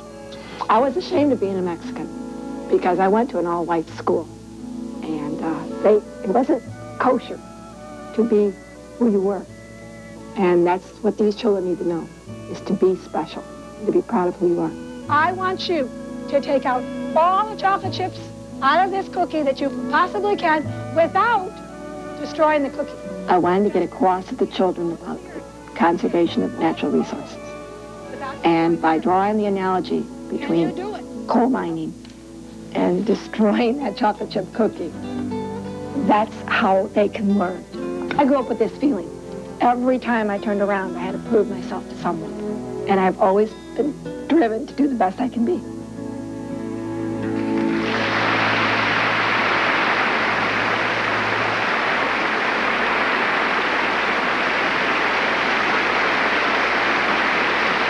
With us here this evening are the honorees.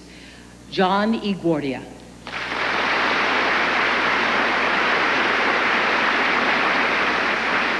Angelina Saraficio.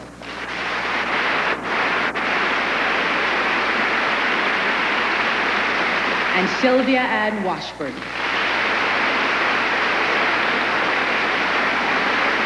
And the outstanding general elementary school teacher is Sylvia Washburn.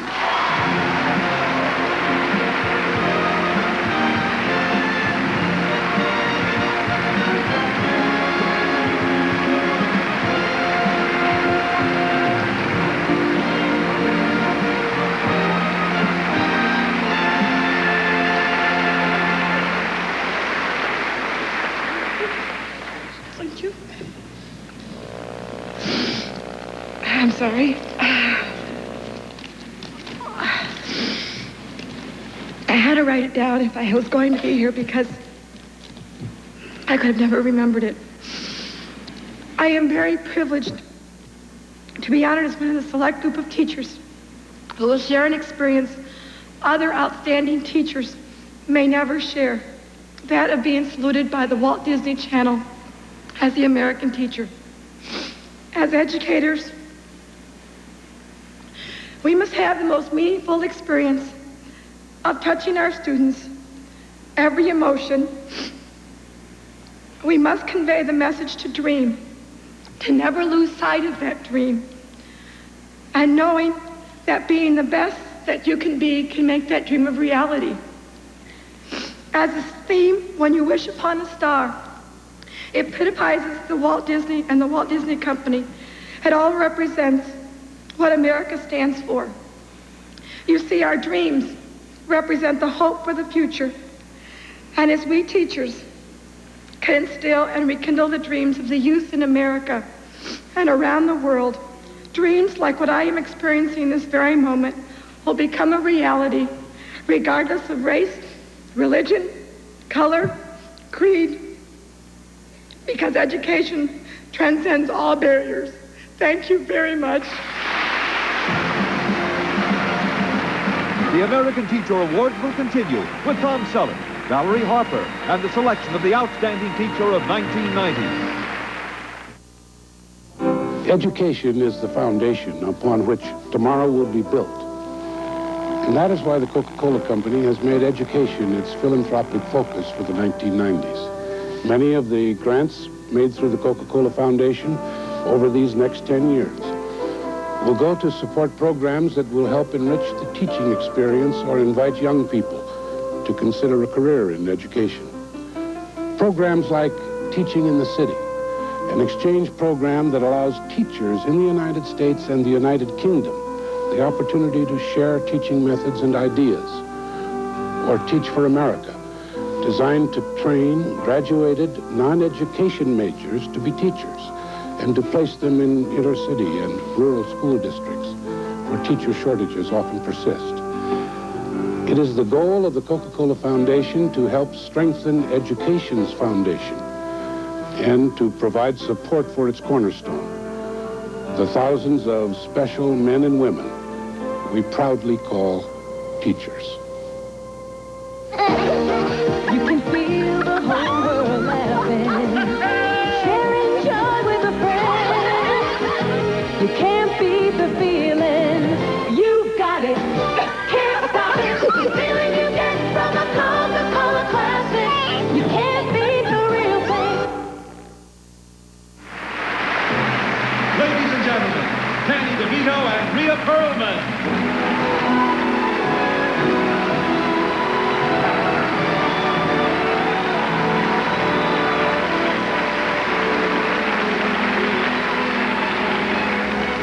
Everyone has a teacher who was an inspiration to them. Danny's and mine both happen to be a foreign language teacher. There's a music that emerges when speaking in a foreign tongue. We'd like to do the rest of this presentation in the language that is so dear to us. The conjugation might be a little bit rusty, but we'll try. Here we go. We is thee, are he is ear, to pre is thee is ent, the three is thee, honor is these, and the key is allegory of his outstanding Viazaran Liazanguage. These is ari is all diazetic is aided. To me is aching the Liazanguage, ki is am a Liazive, to this is do diazizent. Riazol the Cleazip. Roll the clip.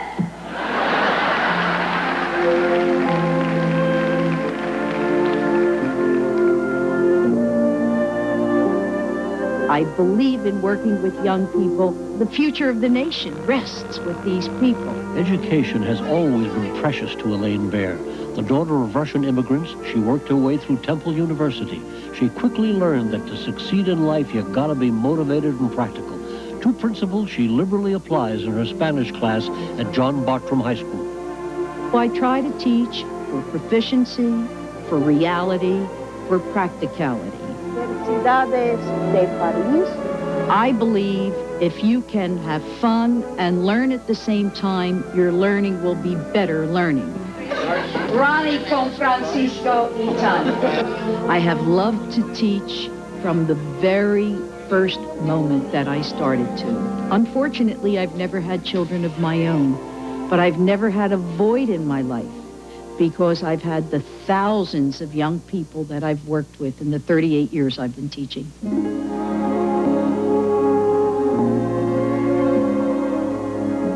I compare education to a building. You cannot make a good building if you don't have a good foundation. Lourdes Cardet knows a thing or two about building and rebuilding. 22 years ago, she fled Cuba to begin a new life in America. Not only did she learn the language and the customs of her new country, but eventually earned a master's degree in education. For over 15 years, Mrs. Cardet has been teaching primary grades at St. Anthony's Padua School in New Orleans. Lourdes has reached out to help parents. She has written many articles on child care and family life, and these articles have been published in Hispanic periodicals. Sooner or later, every teacher, they go to her for help, and they're grateful for the loving manner in which she treats these young children. Sometimes I think what I'm doing here, you see, those difficult days, it might happen that one of them come to my desk and say, I love you, Miss Cardet, and that's enough to keep me going.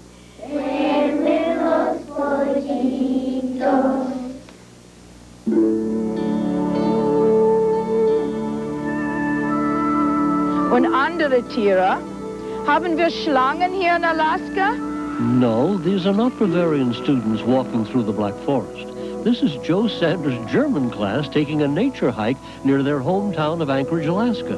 Growing up in Iowa, she loved foreign language and the great outdoors. Today, Mrs. Sanders enjoys them both while teaching German and Russian. I think many people are in Alaska because they love nature, and we thought that one of the most important things that the students should be able to talk about is their own environment. Guten Tag, Dr. Stein. We find that if you just read something, the children may remember 10% of it. If they read it and hear it, it may be 20%. If they read it, hear it, and do it, we're up to 80 or 90%. Teaching is its own reward. Working with the students, seeing them respond, and seeing over the years that you can influence the children as people. And if you change one child's life out of 100, you've made a difference, and that's a reward.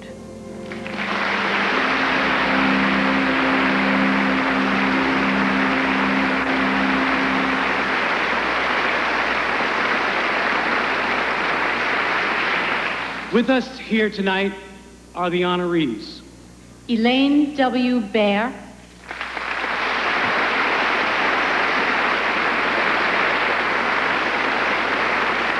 Lourdes M. Cardet.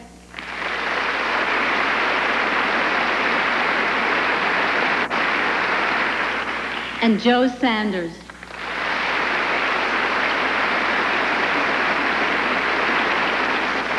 And the outstanding foreign language teacher is Elaine Baer.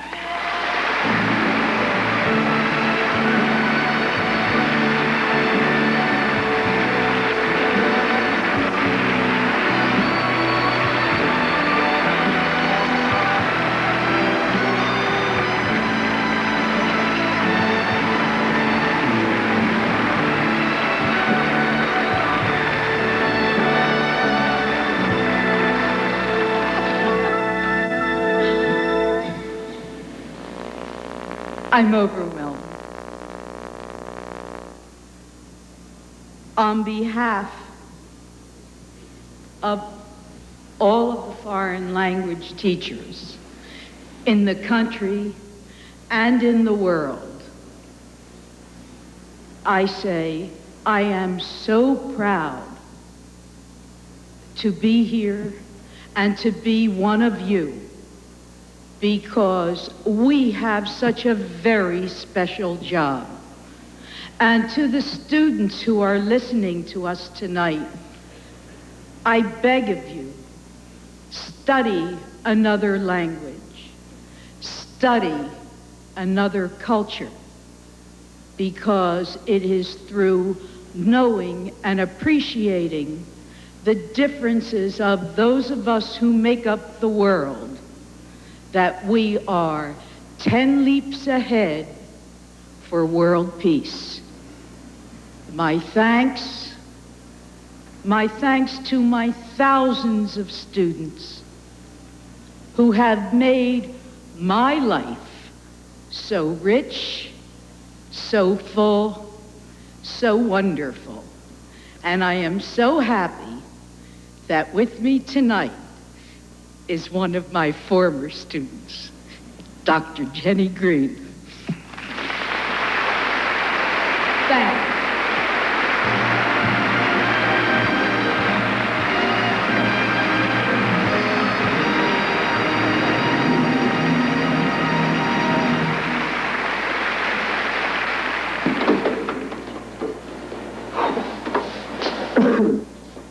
There's a tradition in tournament play to not talk about the next step until you've climbed the one in front of you. I'm sure going to the state finals is beyond your wildest dreams, so let's just keep it right there. Forget about the crowds, the size of the school, their fancy uniforms, and remember what got you here. Focus on the fundamentals that we've gone over time and time again. And most important, don't get caught up thinking about winning or losing this game. If you put your effort and concentration into playing to your potential, to be the best that you can be, I don't care what the scoreboard says, at the end of the game, in my book, we're going to be winners. Okay?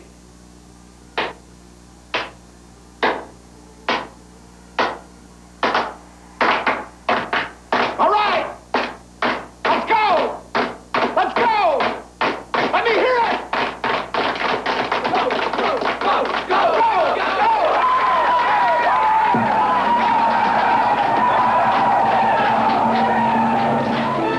Ladies and gentlemen, Pat Riley.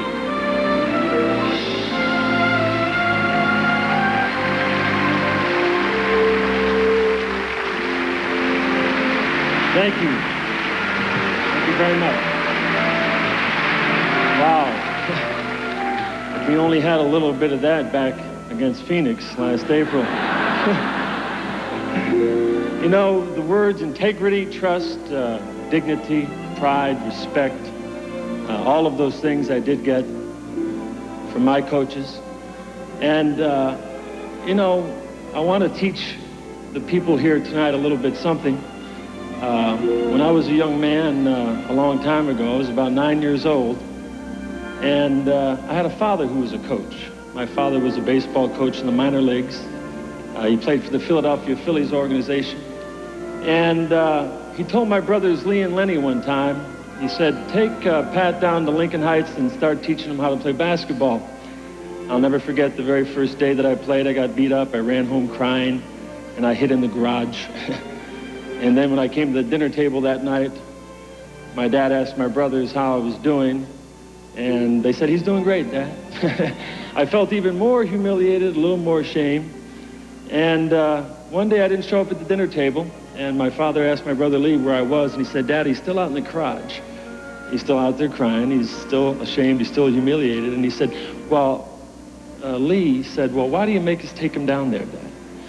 And my father came out to the garage, I'll never forget this, and he grabbed me by the nape of the neck, and he said to me, he brought me into the dinner table, and he sat me down, and he looked my brother Lee in the eye, and he stood up as a coach, as a teacher, as a parent, and he said, I want you to take him down there because I want to teach him not to be afraid, that competition brings out the very best to the very worst, and that every now and then, someplace, sometime, somewhere, everybody simply plants their feet, they stand firm, and they make a point about who they are and what they believe in.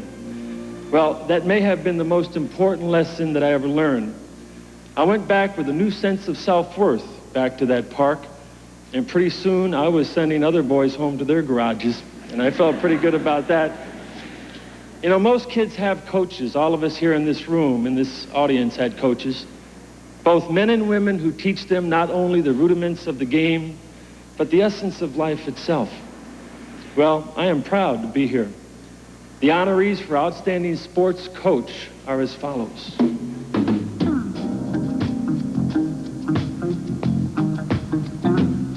Wendell Bird loves making kids into winners.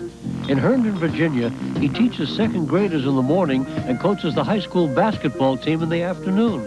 Whether his students are 3 feet tall or 6'6", Wendell finds and nurtures the best in each one of them. My lunchtime is spent basically being on the phone talking, returning calls from college coaches because of the recruiting that's involved.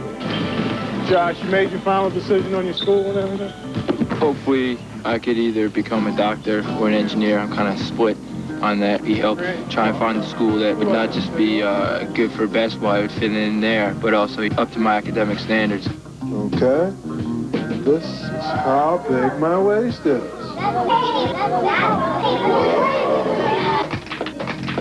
My dual role as an elementary school teacher and a varsity basketball coach strikes many people as unusual. But I find that this is the best of two worlds, teaching the young and working with the young adolescents also. I love to win, but that's not the bottom line. First of all, we're a family and we're going to work together in harmony. We will receive the benefits of all the hard work that we've put in, and hopefully it will be a win.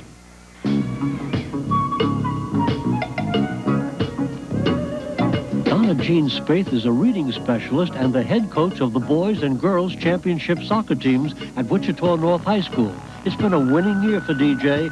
The team won the state title, and 12 seniors won college scholarships. When I'm on the soccer field, it's teaching, and it's motivating, and it's making people believe that you can get them to do what they don't think they can do. What counts is that I really believe when you guys play soccer. In the sport of soccer in the city that I'm in, it was very, very important to win the city title. So I decided to dispense with that and go for the state title. Why, if you're going to dream, why not dream big? Let's go, North! We were always the underdogs, and I just played it to the hill. We look good in the spurt. We don't look good in the spurt. Whose game are we playing? Our game plan that we drew up or theirs? I try to grab them by the heart. If I can get them by the heart, then I can get to their head. That feeling that was there between my team and myself, I've never had anything touch me that much. You know, hopefully I'll win another state championship. And, you know, kids.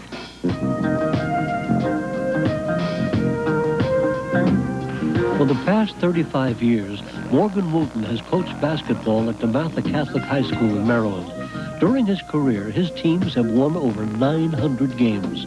However, Wooten says that his greatest achievement is that over 150 of his players have continued their education thanks to college basketball scholarships. Yeah, it's hard to get to the top, but I want to promise you, it's harder to stay there. Foul line, go, go, foul line, go. Any coach is a teacher. Start right here, go ahead. If you can't teach, then I don't think you can coach. Communicate, let him know where you are. It's not life and death. You want to make a winning effort. That's why we've won 26 league titles, because we've had young men who are dedicated, who have a lot of class. Academics is by far is so much more important than basketball. It's not even debatable. It's not even something we talk about. When you go to the college, pick it academically first. Don't pick it basketball-wise. You learn a lot about life playing the game of basketball.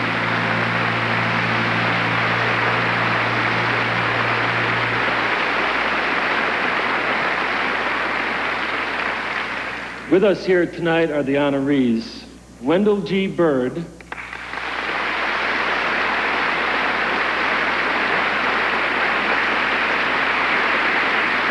Donna Jean Spaeth,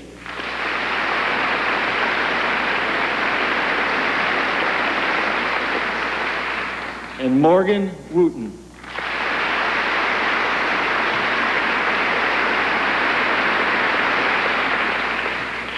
The outstanding sports coach is, I happen to coach some of the players he taught too, Morgan Wooten.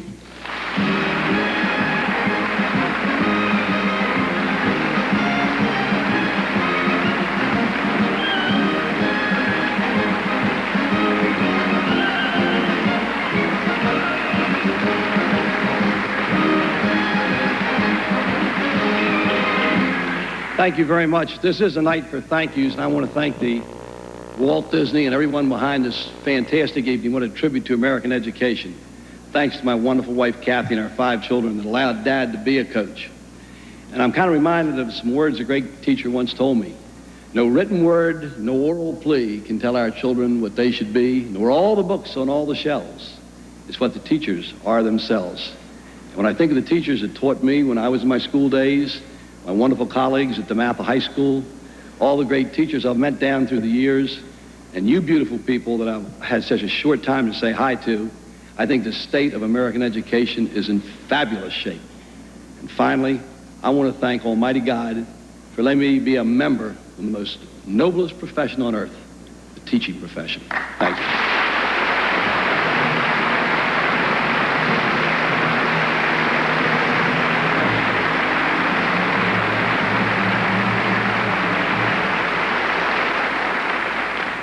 It is now my pleasure to introduce the third honoree in the Performing Arts category.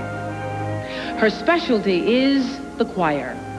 I can remember when I was in school and everybody tried out for the choir. You had to get up there and then you sing a few bars of a song and the teacher would give you a name according to your vocal ability. There were nightingales and there were robins and bluebirds and sparrows. I was a vulture, but that didn't stop me from admiring the people who really could sing. The woman who we honor tonight has brought her choir with her. Like everything else in life, hard work does pay off. And the kids who sang under this lady didn't just learn how to make music. All of the students in the choir learned discipline, they learned cooperation, they learned the joy of accomplishment and what it feels like to be a nightingale. Here is our third honoree in the Performing Arts category.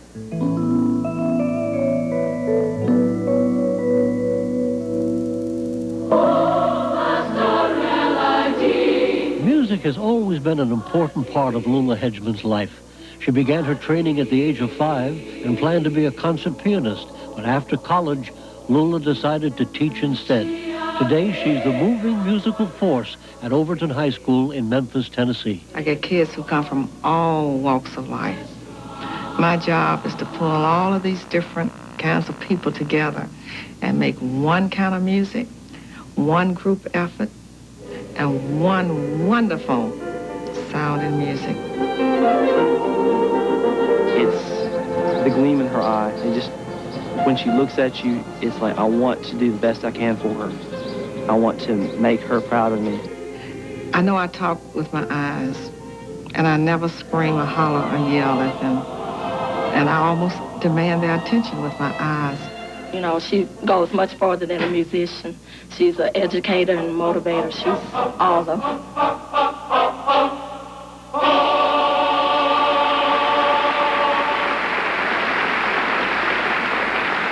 Please welcome Lula Hedgeman's kids, the Overton Chamber Singers.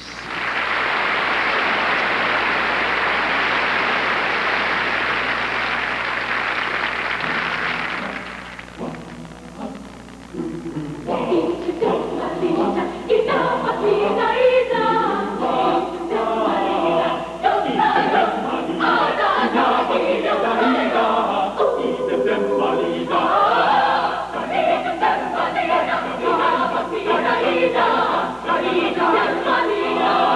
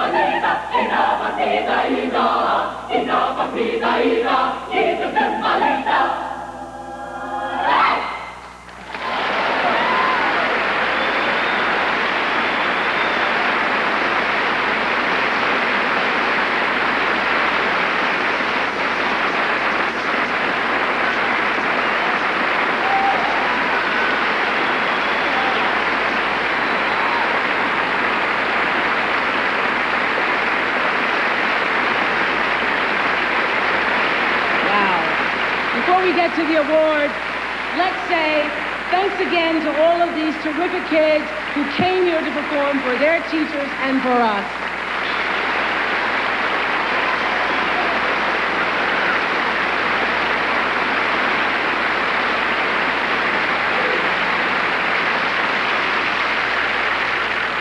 Outstanding. The three teachers in this category of performing arts are Lula M. Elsie,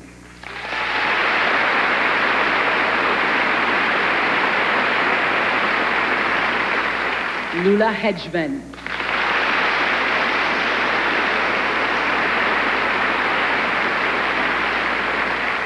and Walter J. Straighton. And the outstanding performing arts teacher is Lula Hedgeman.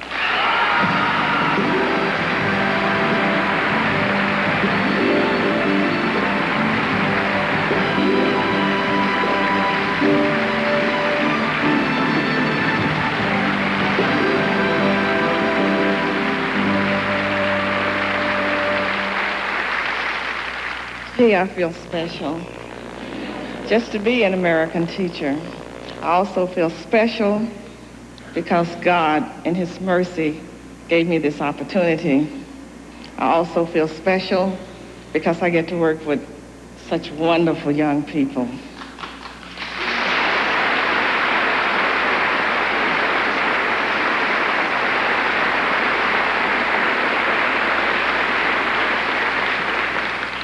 I feel special because I've met some more wonderful friends.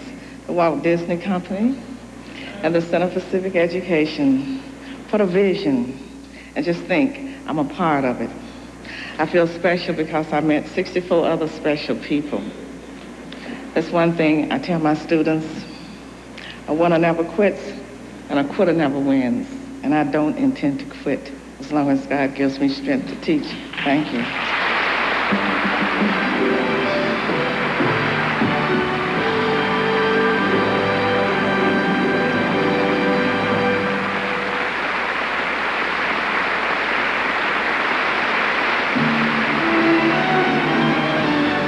Ladies and gentlemen, Valerie Harper.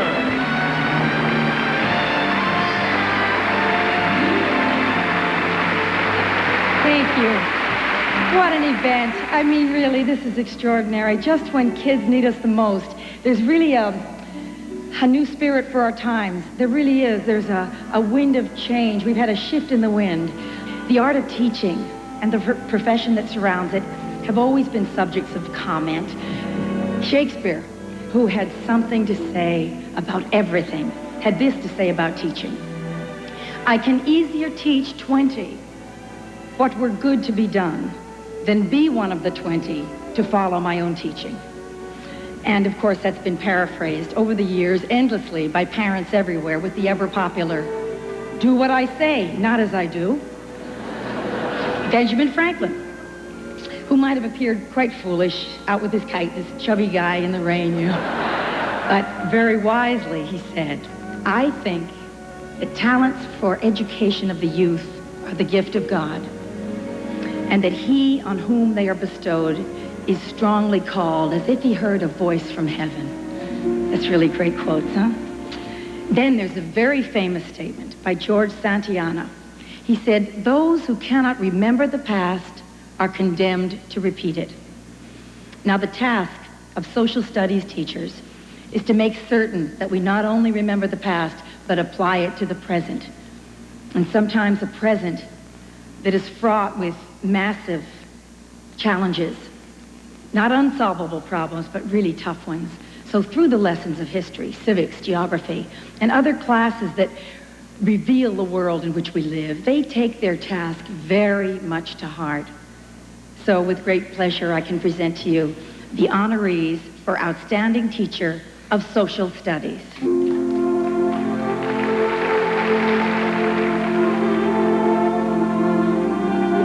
Joseph Festa doesn't believe in taking the easy way out. After high school, he served in the Korean War. He came home and put in long hours to support his family, yet still managed to graduate from night school with degrees in history and English and eventually a master's. He started teaching 29 years ago at Scranton Central High. Today, he's still going strong. I'm more certain today than I was in 1961 that I can change young people's lives. You don't teach history, you don't teach government, you teach young people. If he is a reliable informant, does it give the police the power to then go to the next step? I believe in first getting the knowledge base solid. Then I like to try to bring enthusiasm and a sense of constantly questioning and challenging them. Who proves he's a criminal, Dave Battaglia? Judge and jury. The judge and jury. My attitude is I'm just not going to let you quit. I think every student can learn. Not all as easily or as readily as others, but, you approach your job in a professional manner and, again, show that sense of concern. I think you bring the best out in them.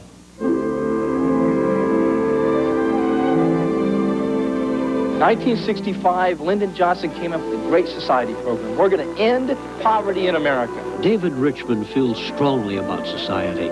He volunteers his time in a Bakersfield homeless shelter. And as a high school history and government teacher, he does more than just lecture and assign homework. David motivates his students to truly care. I didn't want to be a babysitter. I didn't want to come here and shuffle them in and out like cattle.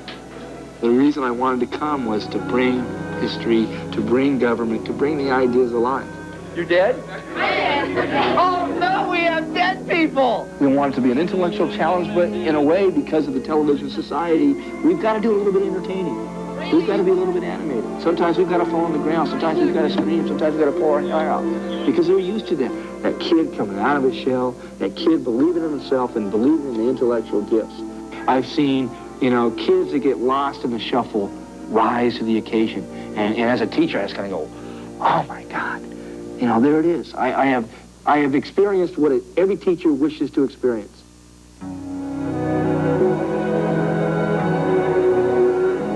Neil Van Steenbergen has been stimulating and challenging students for over 35 years. A world studies teacher at Jordan High School in Long Beach, California, Neil empowers teenagers to take responsibility for their learning and their lives. I teach because I learned. What's the difference between a refugee and an immigrant? What good does it do to talk about this? Because Starlin's angry, Sandy's mad. For me, it's what I'm feeling about what's going on around me, and then he just broadens it out into the world on a world basis. These students bring incredible kinds of stories. Family things, and despondency, and suicide, and street life, and gang issues, and chemical dependency. And the stuff is there. He always asks the key questions that gets everybody fired up. They'll make an impact, and they are. And I want them to believe in themselves as I believe in them.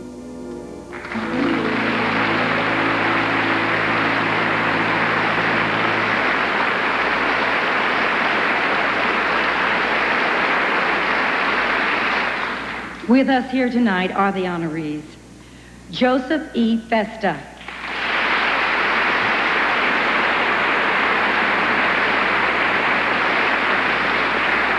David N. Richmond.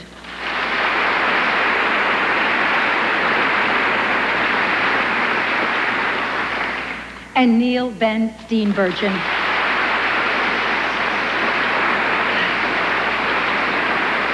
And the outstanding social studies teacher is Joseph Festa.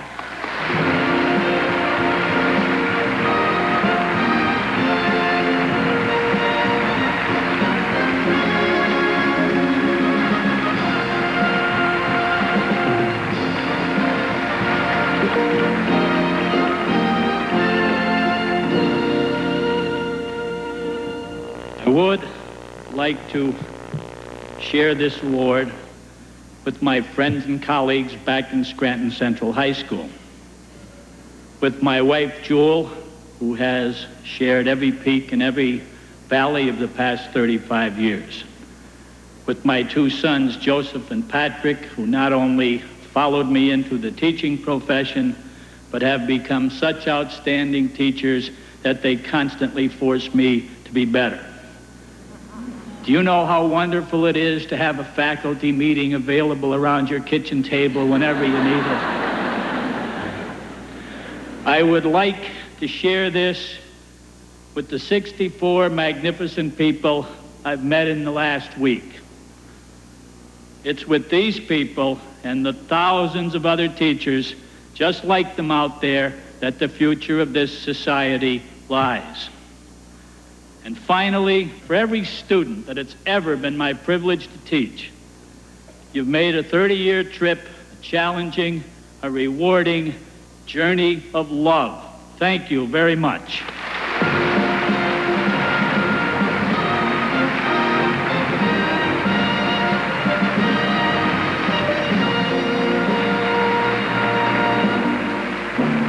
Ladies and gentlemen, Tom Selleck.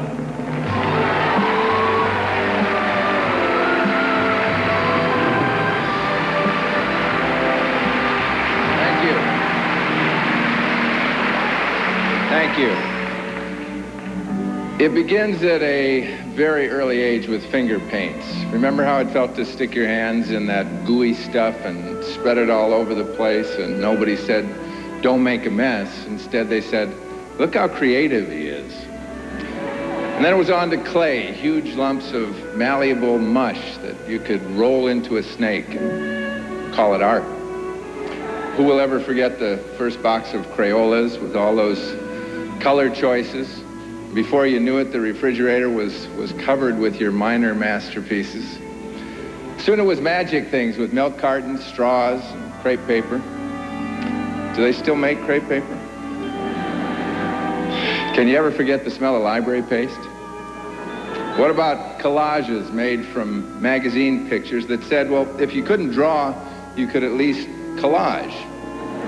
And dioramas, those scenes in a shoebox that sounded like some intestinal problem. And hand-painted posters saying, "Vote for Victor for Student Council." Today, it's video cameras and media centers and acrylics and filmmaking and photography.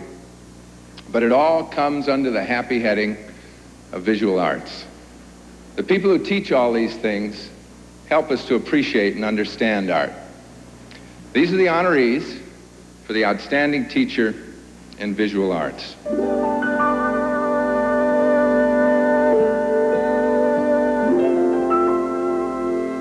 Go ahead and look at that picture. As a young girl growing up in Georgia, Nell Elam loved to paint and draw, but she put her favorite hobby aside to go to college, get married, and raise a family. After Nell's kids had grown up, she decided to return to her first love, art, not just for her own sake, but to share it with others as a high school art teacher in Starkville, Mississippi. I want them to love art, and I want them to be consumers of art, appreciators of art. But I'm more interested in there being people who are comfortable with themselves. When we're in this classroom working together, we are a part of a society. So it's appropriate for you to feel strongly about the society in which you live and in the way it ought to be. Oh, this is nice. Yeah. So we used to call her Mama Nell because she was just like a mom to many of us. I work hard at building self-esteem. These kids, I tell them sometimes, if they could only see themselves as I see them, then they'd like themselves much better. Teaching art is like dropping a pebble in a lake, and the waves go out, and you never know where they're going to fall, and you never know who they're going to touch. To Felicia Giraldi, the most precious words in the world are, "I can do it."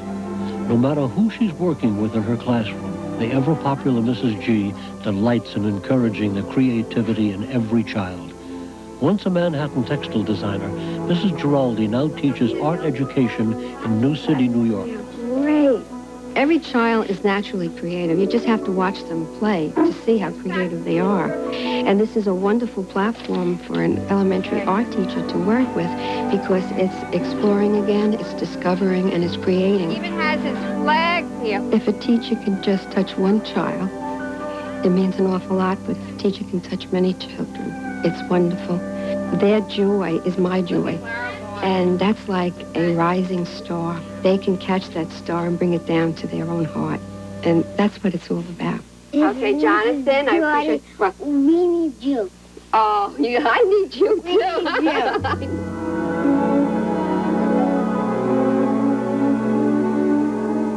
is a series of recoveries from the first line. For Patty Post, being an artist means expressing one's innermost thoughts, feelings, and dreams.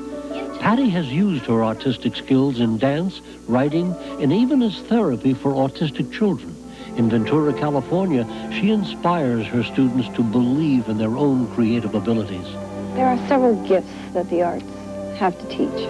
And one of them is coming back into a dialogue with oneself, coming back in touch with who I am. And to a teenager, that's very important. So that I think it's a wonderful self-esteem program. It's the best self-esteem program in the world. I want my kids to leave that classroom believing in the magic that they can create, that there's an empty palette out there, and that every single one of us has a gift. It's the creative process, and that process can be taken to any subject area if you believe in letting go. So now they come back and they say, hey, I miss you. It was great. But I'm making my own magic wherever I go.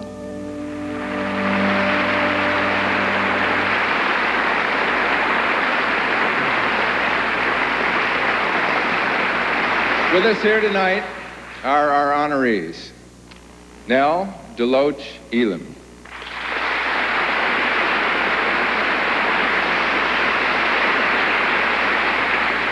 Felicia Giraldi,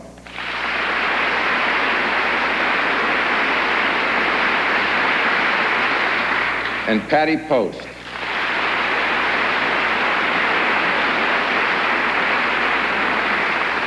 And the outstanding visual arts teacher is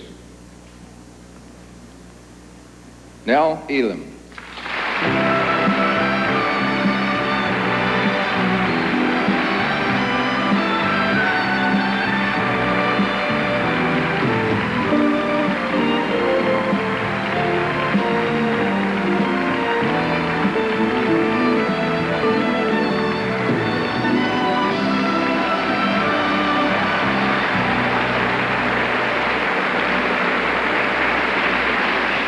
Oh, thank you so much. I want to say thank you to some people, please. Certainly to Disney for having such a wonderful vision, for the Center for Civic Education for having the idea, and for IBM to help too. I want to thank my husband and for my 3 children and my 7 grandchildren. John Ruskin said that the art is where the heart, the head, and the hand come together. And visual arts teachers all over this nation are taking a part in what is being done tonight in recognizing the value of the visual arts. I want to share something with you. In my classroom, I have a stick. And on that stick, I call it the stick of life. And in red, I have measured off the area that is from 15 to 21. And I tell my students, the decisions they make during that period of time, from 15 to 21, impacts all the way across their life. The things they choose to do, the things they choose not to do, can make a difference, a tremendous difference in their lives. Each time I talk to my children about this, I wish I could do what I'm about to do. And to say to the parents and potential parents of America, if you will do your job from 0 to 14, and we can do our job as educators, and you'll have a child you can be proud of for the rest of their lives. Thank you so much.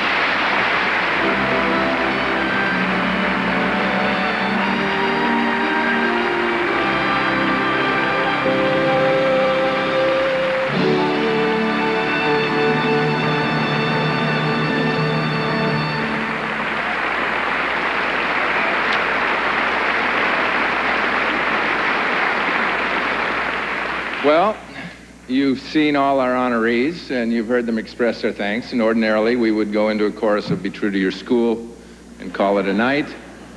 But we still have one more giant surprise for you, and that is the selection of the outstanding teacher of 1990. See, skulking about the auditorium trying to look inconspicuous are the people from the accounting firm of Price Waterhouse.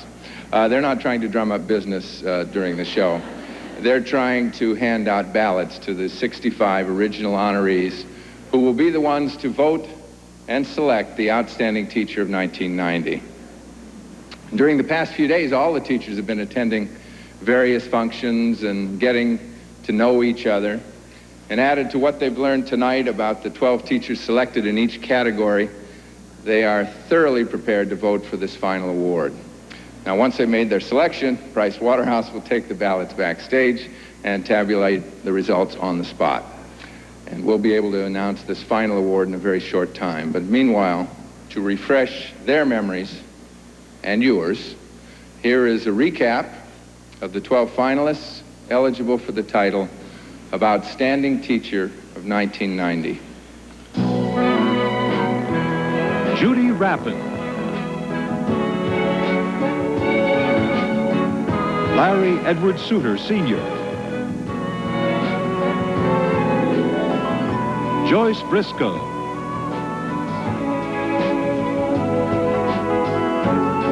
Patricia E. Taylor,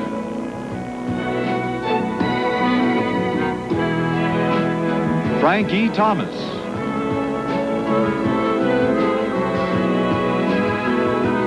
Tom O'Brien,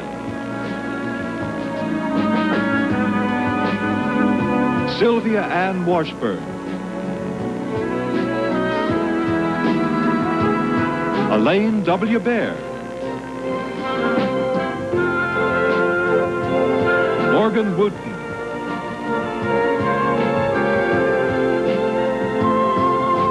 Lula Hedgeman,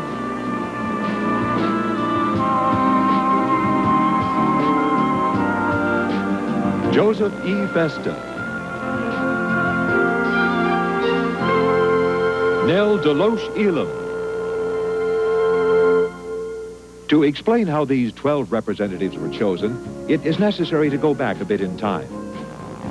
It began in 1989, when an educational steering committee was formed, comprised of representatives of the nation's leading educational organizations.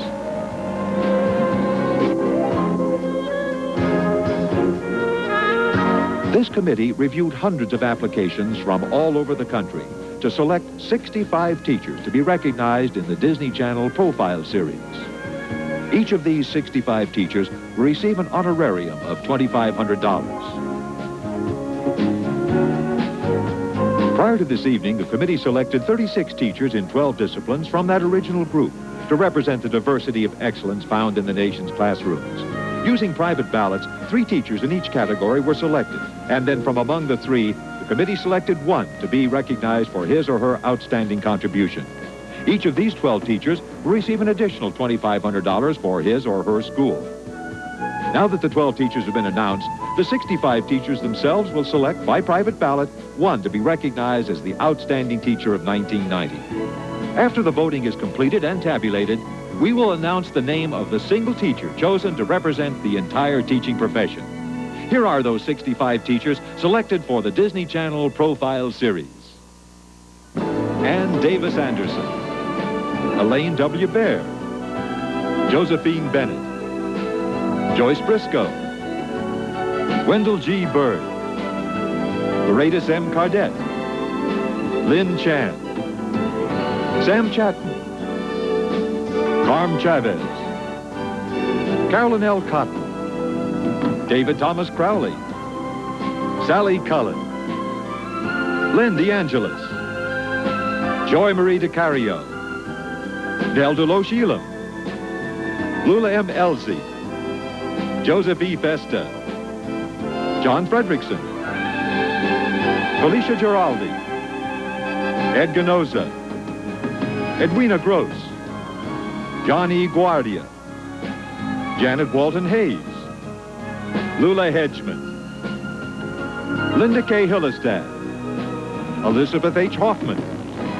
Richard S. Howell, William Hudson Jr., Margaret Myrick Ingram, Gloria Joe, Judith Ann Kelly, Claudia Ann Cole, Loretta Cusack, Hortense S. Lindsay, Bob Lowe, Medora E. Mitchell, Marjorie Montgomery, Jimmy E. Nations, Tom O'Brien, Gene S. Omai, Larry J. Peterson, Patty Post, W. Richard Pryor, Judy Rappin, David N. Richmond, Betty Jean Robinson, Connie St. Amour Sage, Joe Sanders, Angelina Saraficio, George W. Saxon Jr., Thomas A. Seafrig Jr., Larry Edward Suter Sr., Donna Jean Spake, Walter J. Strayton, Peggy A. Swoker, Patricia Taylor, Frankie Thomas, Randy Trump, Doug Tuthill, Ron Valenti, Neil Van Steenbergen, Sylvia Ann Washburn, Judy Whitener, Bruce Wingo, and Morgan Wooten. Ladies and gentlemen, one of the founding directors of the President's Points of Light Foundation and chairman of the Walt Disney Company, Mr. Michael Eisner.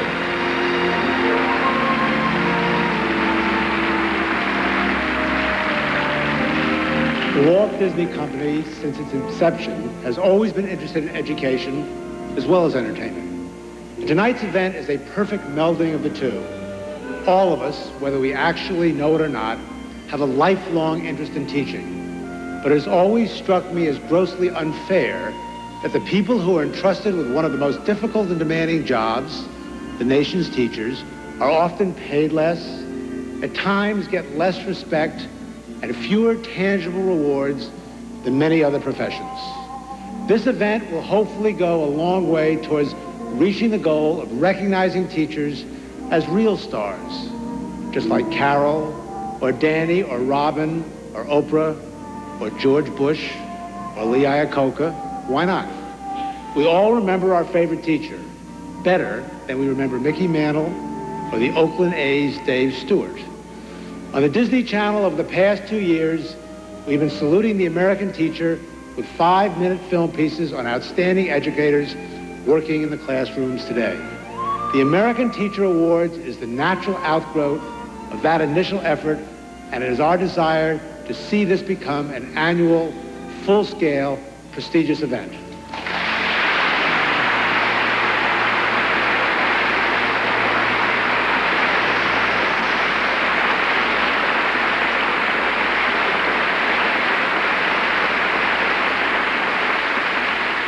Thanks to a wonderful group of dedicated stars and entertainers, we are off to a magnificent start. We have seen tonight representatives of the teaching profession who have given it luster and nobility. Now, through the voting process that is going on even as we speak, the teachers themselves are about to select one of their own to be named Outstanding Teacher of 1990. With the title comes an honorarium of $25,000 to the teacher. Another $25,000 will go to his or her school, plus $10,000 more to the school district. All told, $250,000 will be distributed to teachers and schools this evening by the Walt Disney Company in the name of finer education. And I'm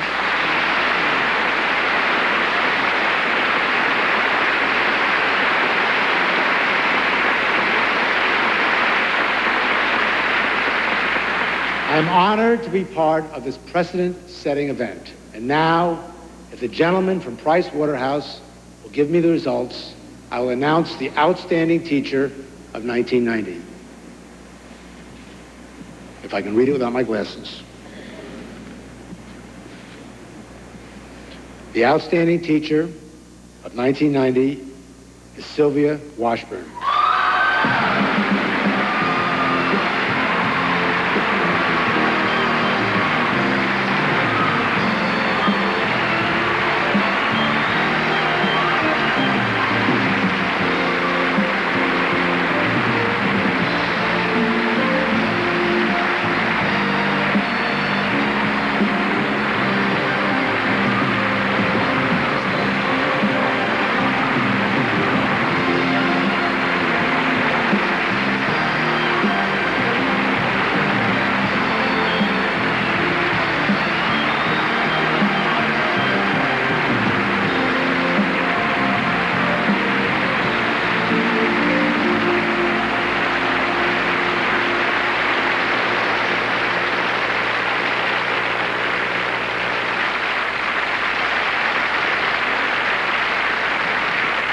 I don't know what to say.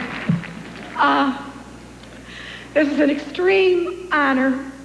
I thank the Disney Company, the Disney Corporation, for taking such great care of us, all 65 of us, while we've been here.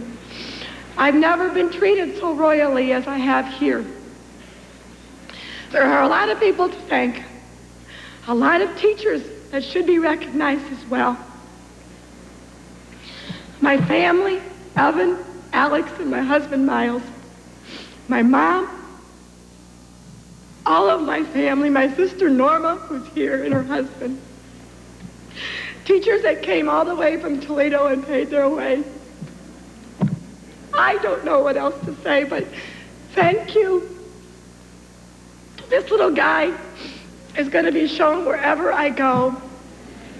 And all I can say is that thank you for making this a start and making teachers finally gain the respect that they deserve. Thank you very much.